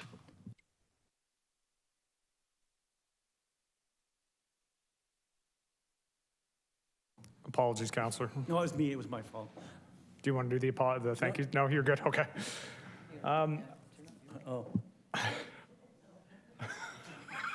You know what, Councillor? I'll clear it for you, I promise. Councillor Miller. Yeah, I'm not a professor of economics. I would imagine if property taxes were higher, the value of houses would actually decrease, which is a conversation no one in this country wants to have, but we probably should be trying to achieve because houses are too expensive right now. But that's a matter for another time. And just as a point of clarification, as someone who was on the commission about regionalizing transit, I always, and I think Mayor Cisco can attest to this, spoke about spending this money. So I will contest that the city, because we were underfunded and so understaffed, that it was going to be an opportunity to correct some things and to fill reserves. And that's what we did. And we passed a very sensible budget for this year. That is our responsibility to taxpayers, is to set our budget. The region and regional councilors set their budget. And the question was, where would the savings come from? Well, I can tell you that 40% of all property taxes in Niagara go to one place, the Niagara Regional Police. That is significantly higher than places like York and Durham.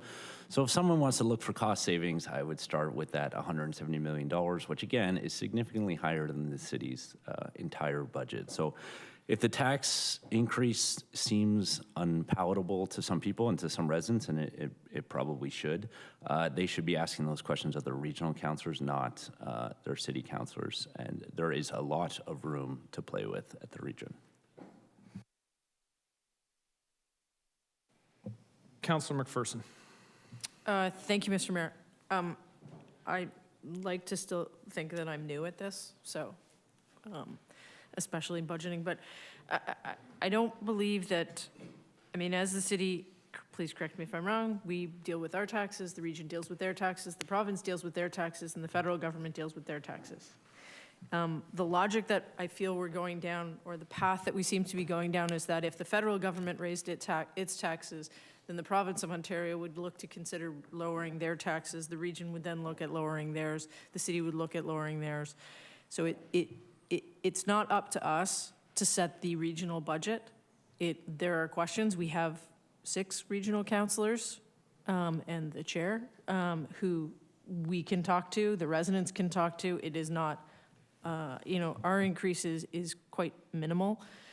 So I'm just, that part of this conversation is confusing me as, so I guess the next time the feds raise the taxes, we'll lower our property taxes as well.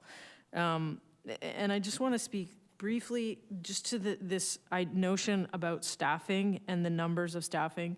I've been fortunate enough, and probably some, people that I've gotten to ride along with may not think it was a fortunate or a fun day. I certainly did. But seeing what our staff go through on a daily basis, specifically the downtown crews who are dealing with homelessness, who are dealing with situations that no one signed up for. Not a single person would sign up to be cleaning up human feces, urine, bed-bug-ridden clothes. So to question, and I feel like we're questioning whether they, there are enough of them. There aren't enough of them. I will tell you, there are not enough frontline staff. In speaking with Director Christie, there are not enough people to cut the grass. We all got the memo. We don't have enough people. And I think part of this budget that I was so excited about was the investment in people. Because if we want to be the best city, the most vibrant city, the only way to do that is by investing in people. And I appreciate that the region's property tax increase is high, and I appreciate that, but that's their job. If we have a problem, if not to pass the buck, I mean, we seem willing to pass the buck when it comes to developing affordable housing. Well, it's not our job, it's the region's job. Well, the region has their tax rate, we have ours. Is it upsetting? Yes. Is it gonna hurt people? But to start hacking away or not being willing to pass something that was worked on for over a year and that we debated and we discussed, I do not understand the logic behind it. Thanks. Councillor Townsend. Thank you, Mr. Mayor. Through you to, I believe it would be the CAO, Mr. Oakes. On the chart that we saw in regards to the staffing, it started in 2019, which I believe was when COVID started. I'm wondering why staffing levels for 2018 weren't included on that chart to kind of, I guess, provide some context to some of the new councillors and I guess myself as well.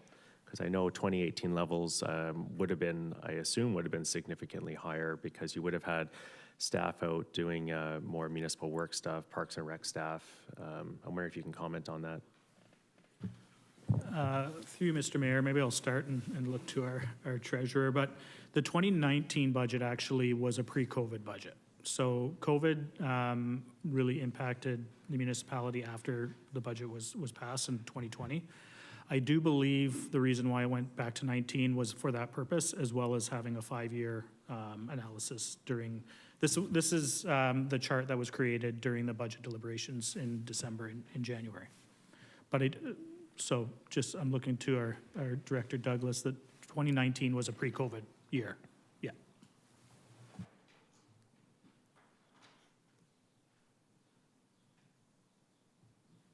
Oh, sorry, thank you. I thought, okay. Through you, Chair, many municipalities throughout Ontario, especially in close proximity to St. Catharines, have increased their pay for staff so that they can be more competitive in the municipal world. Has the City of St. Catharines increased their pay to be competitive with neighboring municipalities including Oakville, Burlington, Guelph, Milton, Hamilton, Ancaster, Thorold. I just wonder if you can comment on how we compensate in comparison with maybe what you know of other municipalities. Through the mayor to the councillor, you're correct. When we presented the budget and the people strategy prior to that, one of the areas that we had identified and that were actually identified in 2019 with the Audit and Accountability Fund was one, the number of staff that we have compared to other comparable size municipalities with similar services. We were light. In addition to that, doing an analysis of competitive, meaning municipalities that we are competing with for talent, or municipalities that we are located directly within a radius, Niagara region specifically. We have, and we've done the analysis, and included in the 23 budget is some sort of increases in different areas to allow us to be more competitive. That has been incorporated into the 23 budget. That has not yet been implemented, though. And thank you for that. It's quite interesting because just over the weekend at the FCM conference, I attended a workshop called The Brain Drain, and the challenges that municipalities are facing with retaining staff within their municipalities, because it's easy to move to alternative municipalities and make more money, especially in today's workforce where you can work hybrid 2 days a week in office, 3 days from home. Through you, Chair, to the CAO, has the City of St. Catharines had difficulty retaining staff? I'm wondering, I'm not sure if, can you comment on that? You know, in regards to keeping staff happy with the compensation and such? Yes, through you, Mr. Mayor, to the councillor. When we presented the People Strategy Report to Council during the last term, in Q3 of 2022, that was an issue that was very real in our community and impacting service delivery. So we are leaving no stone unturned in terms of what we can do, both monetary and non-monetary, to attract and retain top talent in the City of St. Catharines so we can deliver our services. I do want to be clear that that report, when we're looking at compensation, it is still very conservative and modest in terms of taking a look at who we're losing talent to and targeting what our target has been all along is P50, which has been our corporate target of that compensation grade. And this is not across the board in terms of our approach. It's a very strategic and surgical look at which positions are not at that P50 marker and making corrections. Thank you for that. And I will just say in conversations with my colleagues from other municipalities, it is difficult to find great staff and great workers, and we're fortunate here to have those in St. Catharines. My final questions to staff is, many municipalities are moving forward with motions to challenge the federal government on promised COVID funding to cover the shortfalls. Has the federal government provided the COVID funding that was promised to cover the COVID shortfalls? I know there are neighboring municipalities who are fighting to get that additional funding, and they haven't received it. So I'm wondering if staff can comment on whether we've received our full complement or not. Through you, Mr. Mayor, with regard to the federal funding, to be honest with you, I don't know. I believe it was targeted towards the public health agency municipalities, so the upper tier. I'm not 100%. I looked at Director Douglas, and she's not aware either, but we can definitely follow up with the region on that specific question.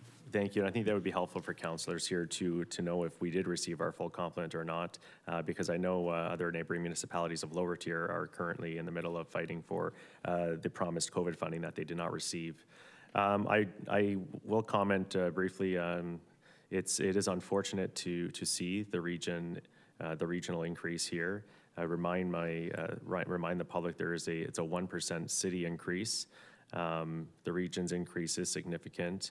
However, there's an opportunity for us here, and we need the staffing.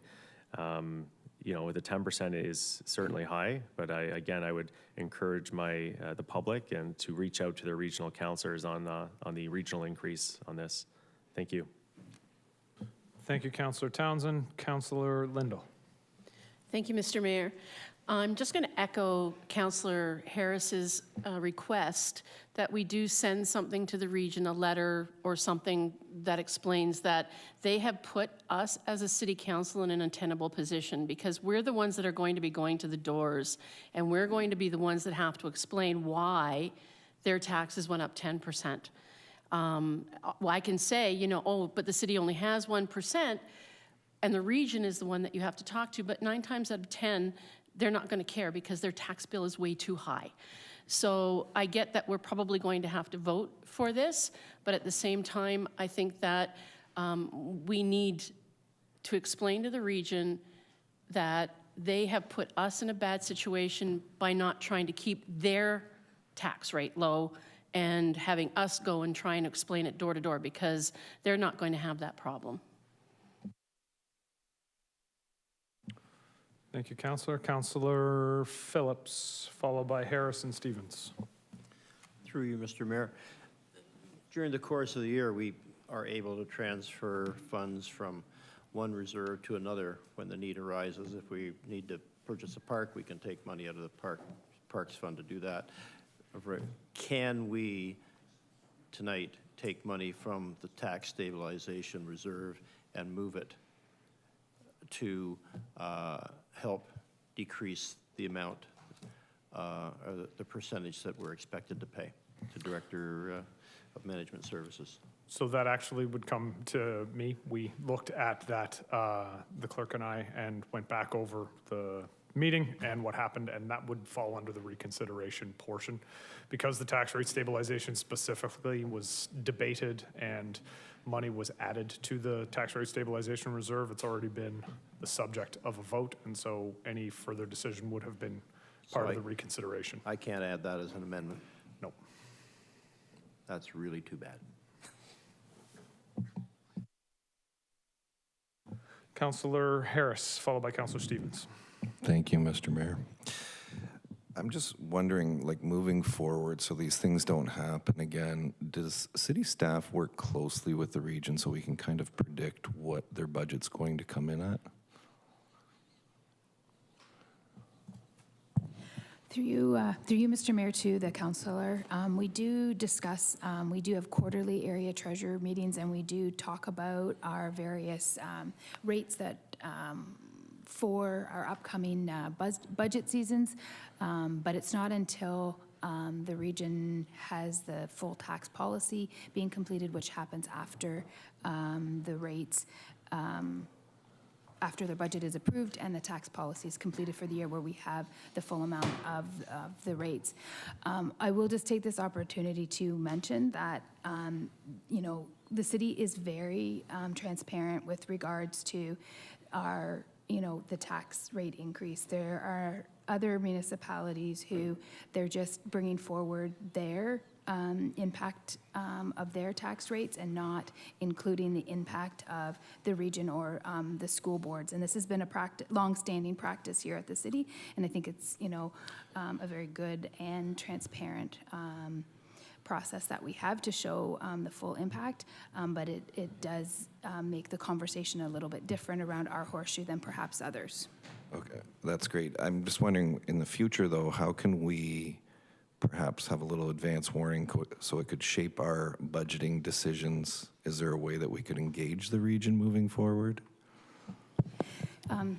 Through you, Mr. Mayor, to the councillor, with regards to, you know, we do have regular quarterly meetings. We have tended to get away from including the regional impact when we're making our budget decisions, because of the fact that the decision on the city's budget is based on what the city council has control over. But if council, it's their desire, then staff is happy to bring forward information with the all-in impact. If we don't have the information from the province or the region, we can make estimates based on the information that they're able to provide. Or I think that would probably be good, because everybody would have a good idea of what's about to happen, so we're kind of not blindsided by things like this, so I'll leave it at that. Mr. Oakes? Thank you, Mr. Mayor. I do agree, and I think there's an opportunity over the next several months through some provincial reviews that are happening and some discussions that are happening at the CAO table in Niagara just on shared service or rationalization of service. And some of those discussions can definitely be incorporated into the direction that you're talking about for future years to have a better sense of municipal and regional. Can we open Councillor Harris's, actually, can he turn off his green first? There we go. And can we open Councillor Harris's mic again? So through you, Mr. Mayor, to the CAO, would that be a direction, or would that be something that we as a council ask for you to do, and with coordination with Ms. Douglas, and come up with some sort of way of communicating our needs? Through Mr. Mayor, I think I would appreciate if it was a council direction on the record in terms of what the expectation would be. Would it make sense to direct the mayor to come up with a letter saying this is what council kind of expects in the future? I got a winner. All right, Councillor Stevens. Thank you, Mr. Mayor. During our budget discussions earlier this season, all I heard was from staff, from council members and everything, such a great job that our staff did to keep our budget as low as they did. And they did do a great job, and it was kept nice. And even though there is whenever there is an increase, we get all the phone calls like some of our councilors here have said. I would really hate to throw anybody under the bus, but this is an exact reason why everybody needs to pay attention, and our regional councilors that never get phone calls from our residents, this is all on them right now. And the residents need to be phoning those councilors and finding out why their increase was so high, and not be phoning us that we kept it. We're just passing it on, unfortunately. And we hate to do that, but our budget was great and staff did a great job. And up on top of the hill there, what they did, who knows? And maybe people need to make some phone calls and ask. Thank you, Councillor. Councillor Dodge. Thank you, Mr. Mayor. My comment would be that, this council and our staff, I think, worked very diligently to try and keep our budget down. And we do a lot on a lean budget with our staff and the services that we provide and stuff like that. So kudos to everyone involved in that. But I think that for us to, and you're saying we don't have any control over the fact that they can say, well, here's 7%. I think that that's crazy. It's really sad. And I can't support that. I think that they need to hear the message that it's unacceptable. Like if we were, I don't know, I wasn't at their budget table, but I think that if we were able to sit around this table and try to be very frugal, I think that they could have been at least half, not coming to us and saying, well, here's 7%. And those would be my comments, so I won't support it because of that. Thank you, Councillor Dodge. If there are no other speakers, I will look to the clerk to call the roll.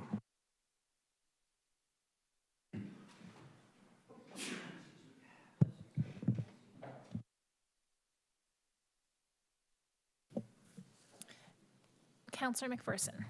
Yes. Councillor Ratzlaff. Yes. Councillor Townsend. Yes. Councillor Dodge. No. Councillor Kushner. No. Councillor Miller. Yes. Councillor Stevens. Yes. Councillor Lindell. Symbolically, no. That's a no. Yeah. I wasn't sure about symbols. Councillor Harris. Yes. Councillor Williamson. That's a no. Councillor Garcia. Absolutely not. Councillor Phillips. No. And Mayor Cisco. Yes. Mr. Mayor, is that... That's sorry. carried. Symbolically and existentially.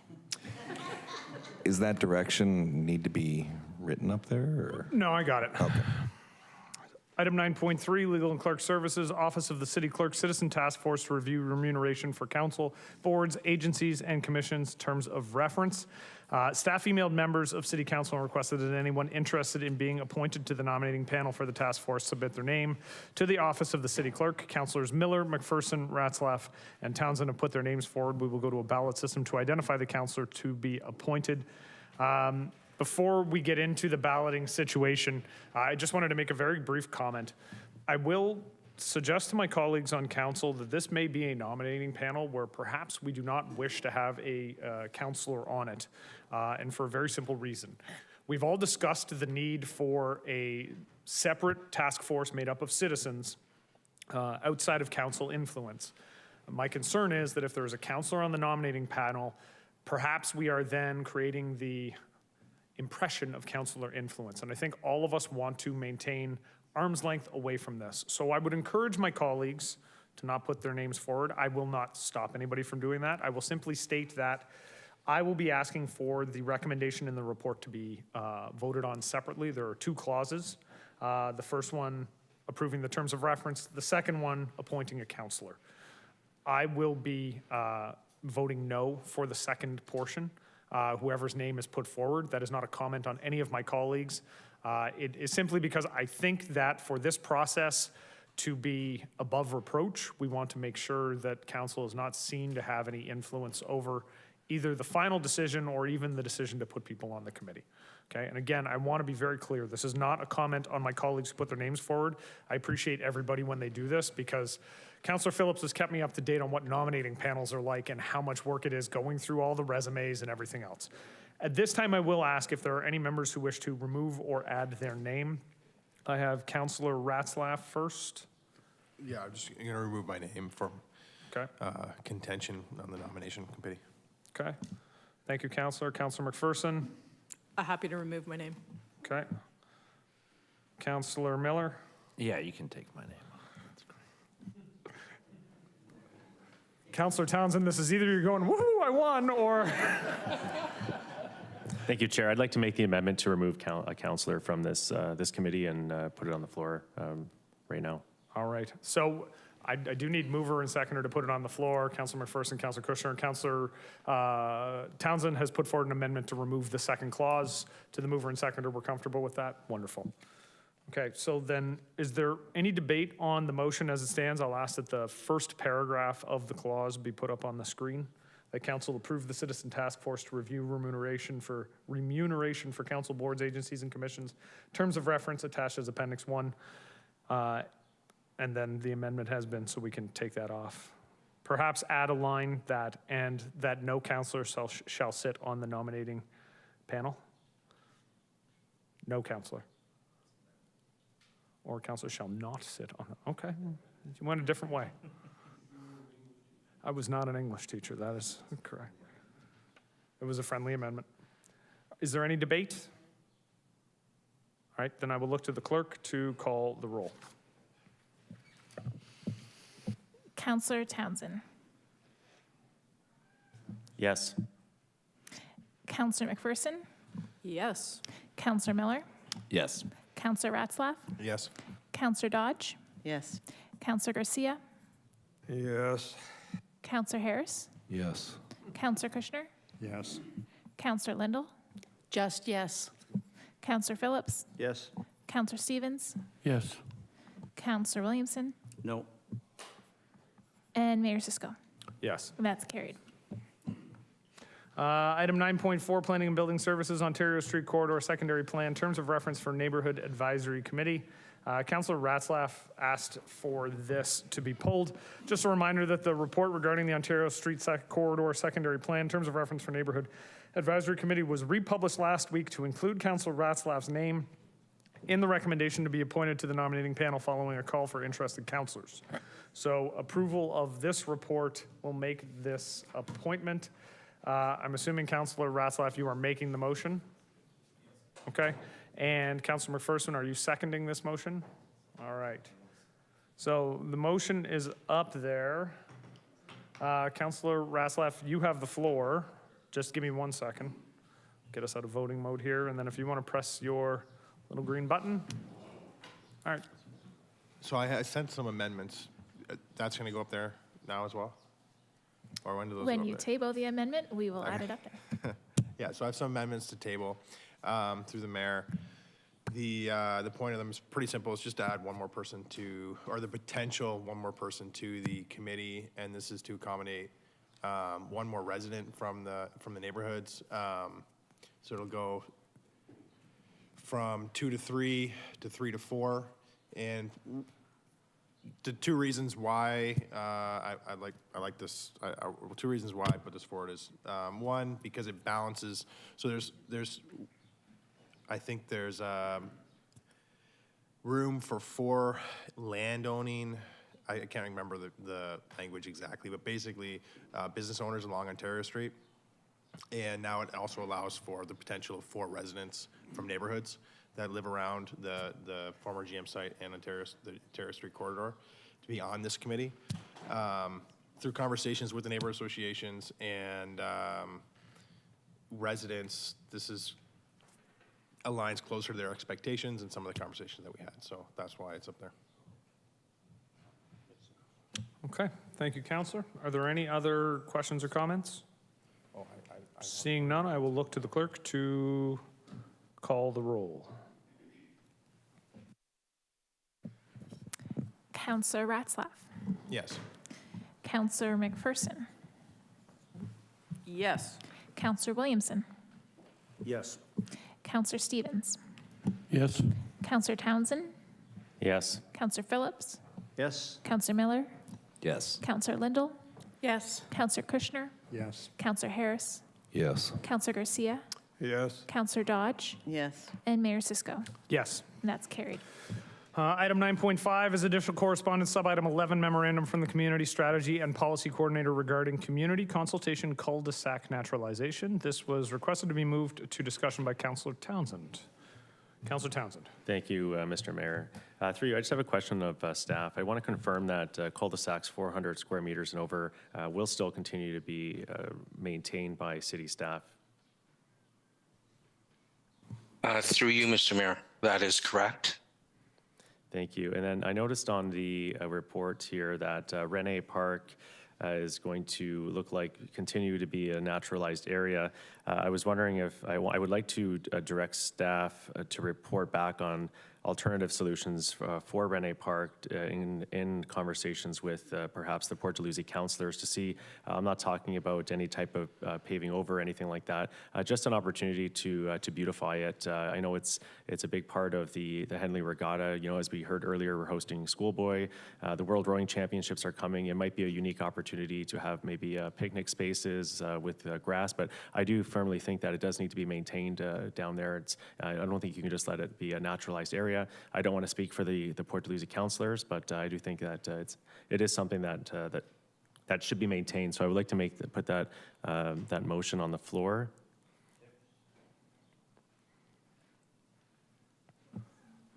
So can we get wording up on the screen so that everybody can see it? And I believe so the wording would be direct staff to report back to council on alternative solutions for maintaining Rene Park.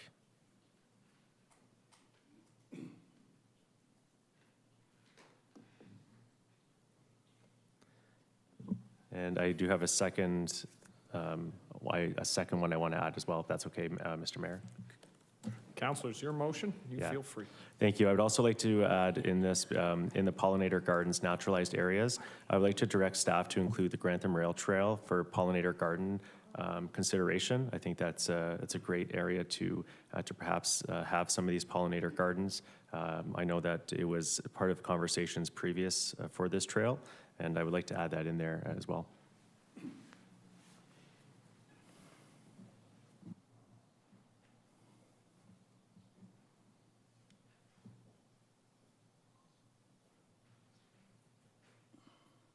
It would be to direct staff to include Grantham Rail Trail for pollinator garden consideration to be added to the list here included in this report.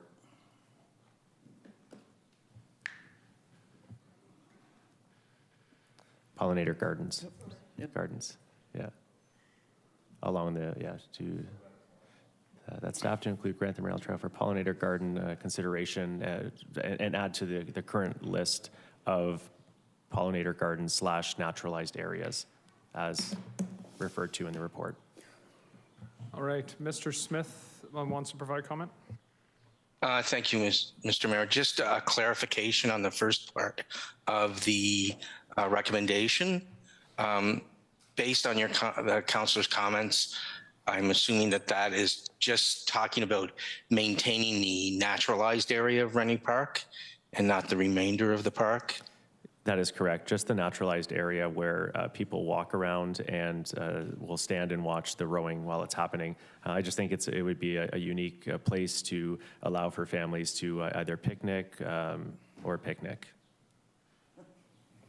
Thank you, through you, Mr. Mayor. If we could add that to the recommendation so we have that clarity, I would appreciate it. Thank you. So I guess it would be Rennie Park specific to the island area. I'm not sure if the councilors know the specific term for that. Yeah, but it's the upper portion of the island. I've got some questions too. So the upper portion of Rennie Park. All right, Councilor Williamson.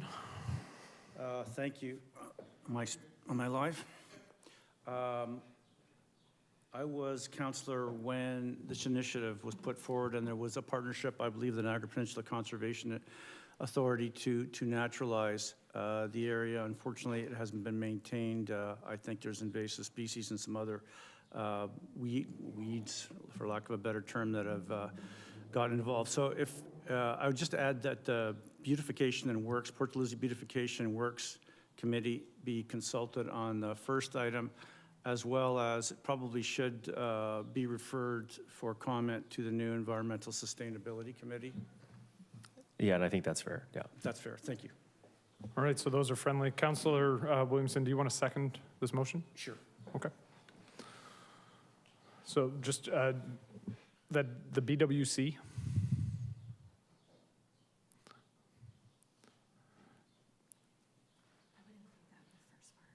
That the BWC and Environmental Advisory Committee.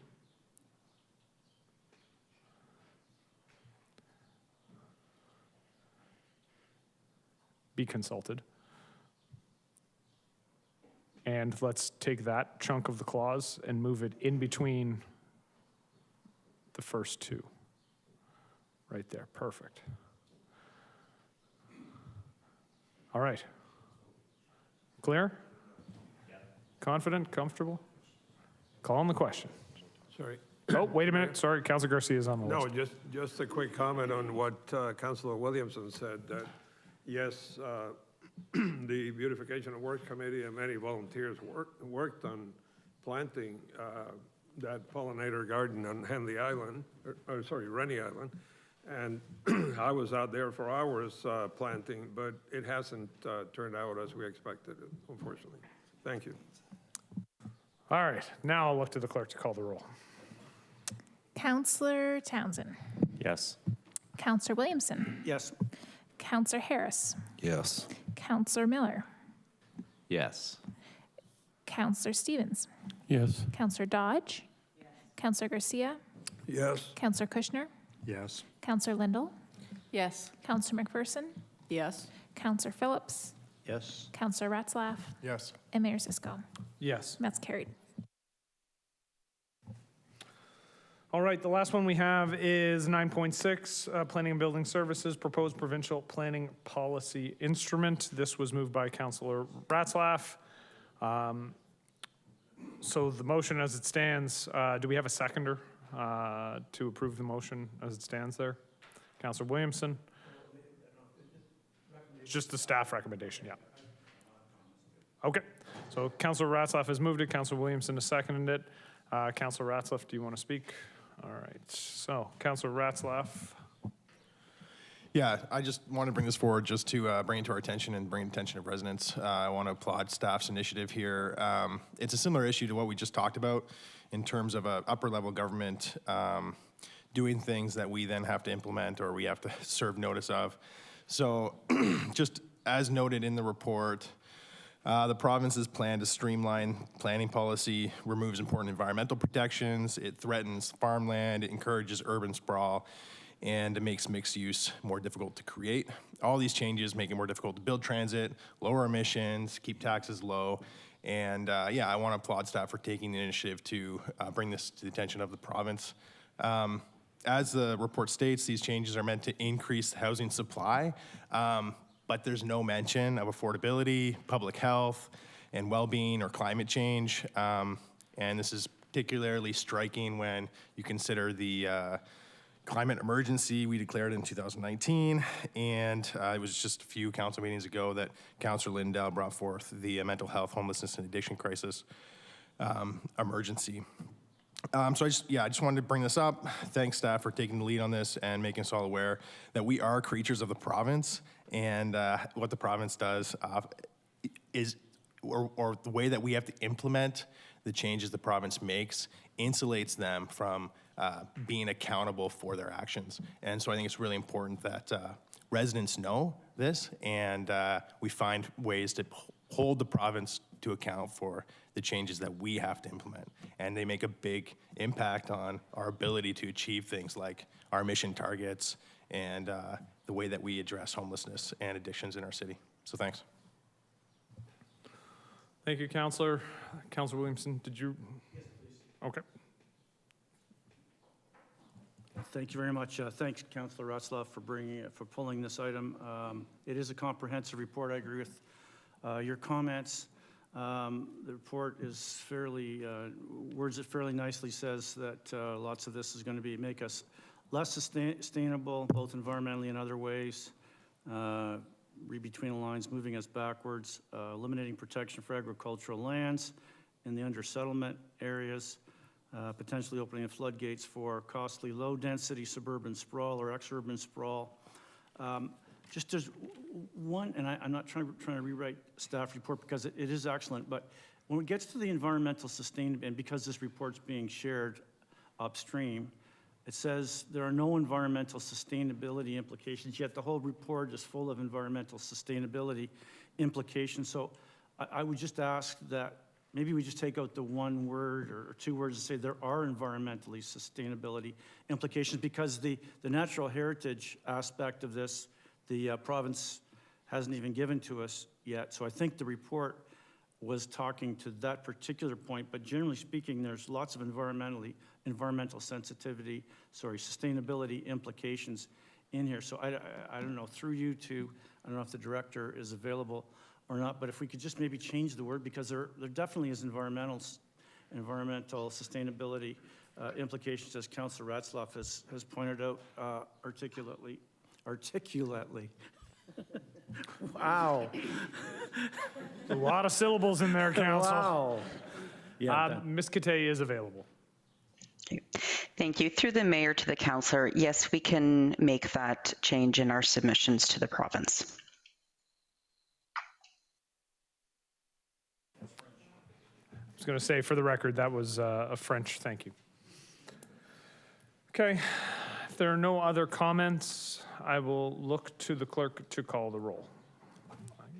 Got it. Councillor Ratzlaff. Yes. Councillor Williamson. Yes. Councillor Dodge. Yes. Councillor Garcia. Yes. Councillor Harris. Yes. Councillor Kushner. Councillor Lindell. Yes. Councillor McPherson. Yes. Councillor Miller. Yes. Councillor Phillips. Yes. Councillor Stevens. Yes. Councillor Townsend. Yes. And Mayor Cisco. Yes. And that's carried. Moving on to motions, we have item 10.1, Affordable Housing Partnership for 2 Facer Street. Moving the motion, I have Councillor Townsend. Do I have a seconder? Councillor Miller. Or actually, no, it should be, yeah, Councillor Stevens. And speakers to the motion, Councillor Townsend, you're up first. Thank you, Mr. Mayor. Through you, I know that council doesn't like extensively long whereas clauses, so I went straight to the point, and it's to be it resolved to direct staff to investigate potential affordable housing partnership models for 2 Facer Street, which is also known as the Queen Elizabeth Centre in my ward, the Great Ward of St. George's, in that it would retain the existing tenant and use on site. So the tenant is in favor of this. All I'm asking for is staff to report back to council with potential partnership models to build affordable housing units on that site. It's very close proximity to close-ish proximity to Fairview Mall Transit, and it's in the great area of Facer Street. So I'm hoping council will support this, just so we can see what staff will come back to and suggest to us on this site. Thank you. Thank you, Councillor. Are there any other speakers? Councillor Ratzlaff. Yeah, no, I really like this initiative. I think that it's worth considering. My only concern is that it sounds like the type of work that we want a municipal corporation to do. And if we only have one staff that's in charge of our real estate portfolio, is this going to fall on that one staff member and the municipal corporation? And will it slow down the development of the municipal corporation? Because this is exactly the kind of thing that, not that we want to avoid, but we want to avoid the ad hoc nature of it. We need to be strategic with how we do these types of real estate deals, and we need to think long-term about how they happen, and a municipal corporation would make that happen. It would make it happen faster, it would make it happen more efficiently, and make sure that we get the best deal that we can get on that property. So I'm just curious, will this at all slow down that process? Deputy CAO. Through you, Mr. Mayor, to the councillor, we're happy to provide an updated report with a history and options, and any resourcing implications could be provided within that report. Yeah, that would be great. That's all I was wondering about. What would the timeline be then?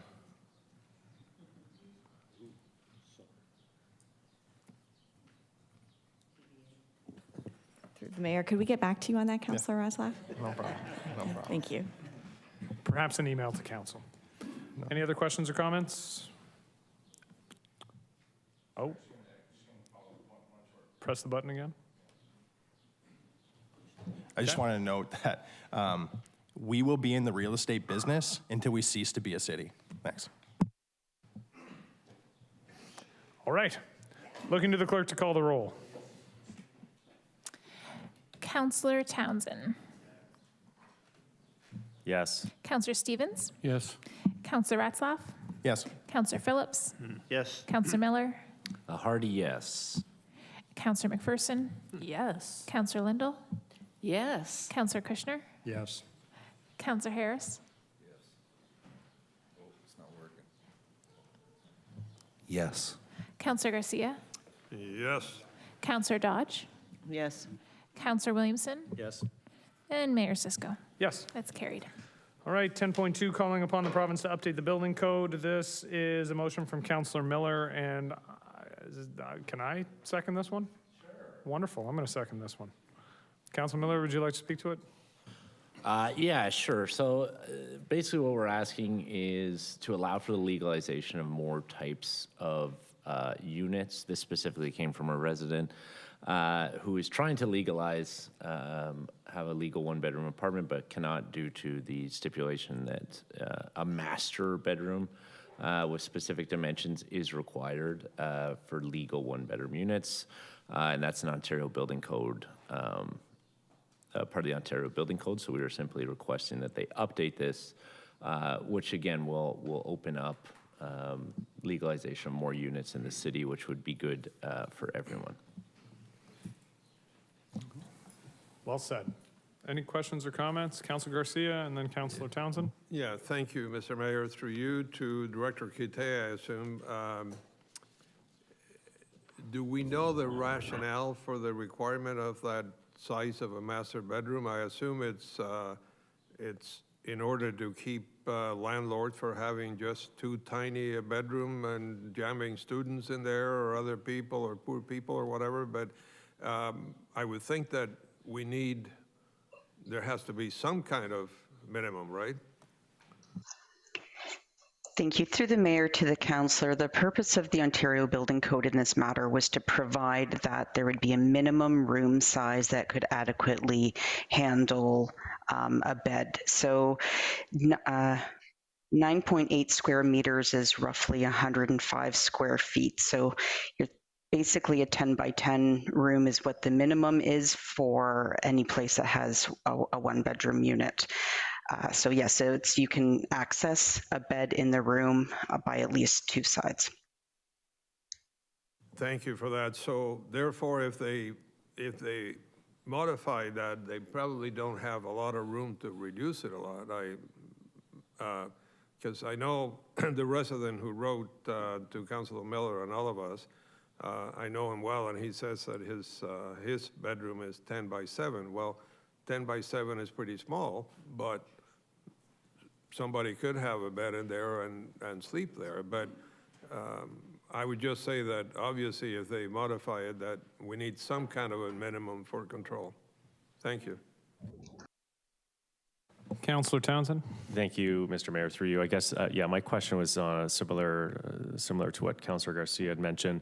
Is there maybe a minimum that we should put in just to maybe so we don't encourage people to have a 2-by-2 bedroom or something tiny? I'm just wondering to the mover if they're comfortable putting in a minimum size.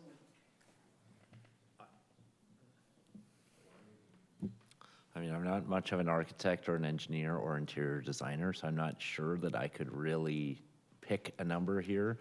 I actually think they should be removing the term master bedroom. I think would open this up. I think there are other regulations related to room sizes in the Ontario Building Code.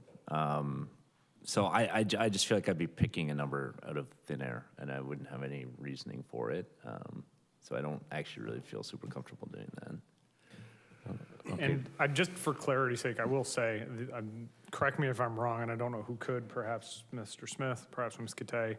The building code does have other regulations with respect to the size of bedrooms. So the motion as it stands is simply removing the requirement of a quote-unquote master bedroom with a specific size, but the other requirements for bedroom size would still be maintained within the building code. Perfect, thank you. All right, any other questions or comments? Looking to the clerk to call the roll. Councillor Miller? Yes. Because you're, well, that's okay. Councillor Dodge? Yes. Councillor Garcia? Yes. Councillor Kushner? Yes. Councillor Harris?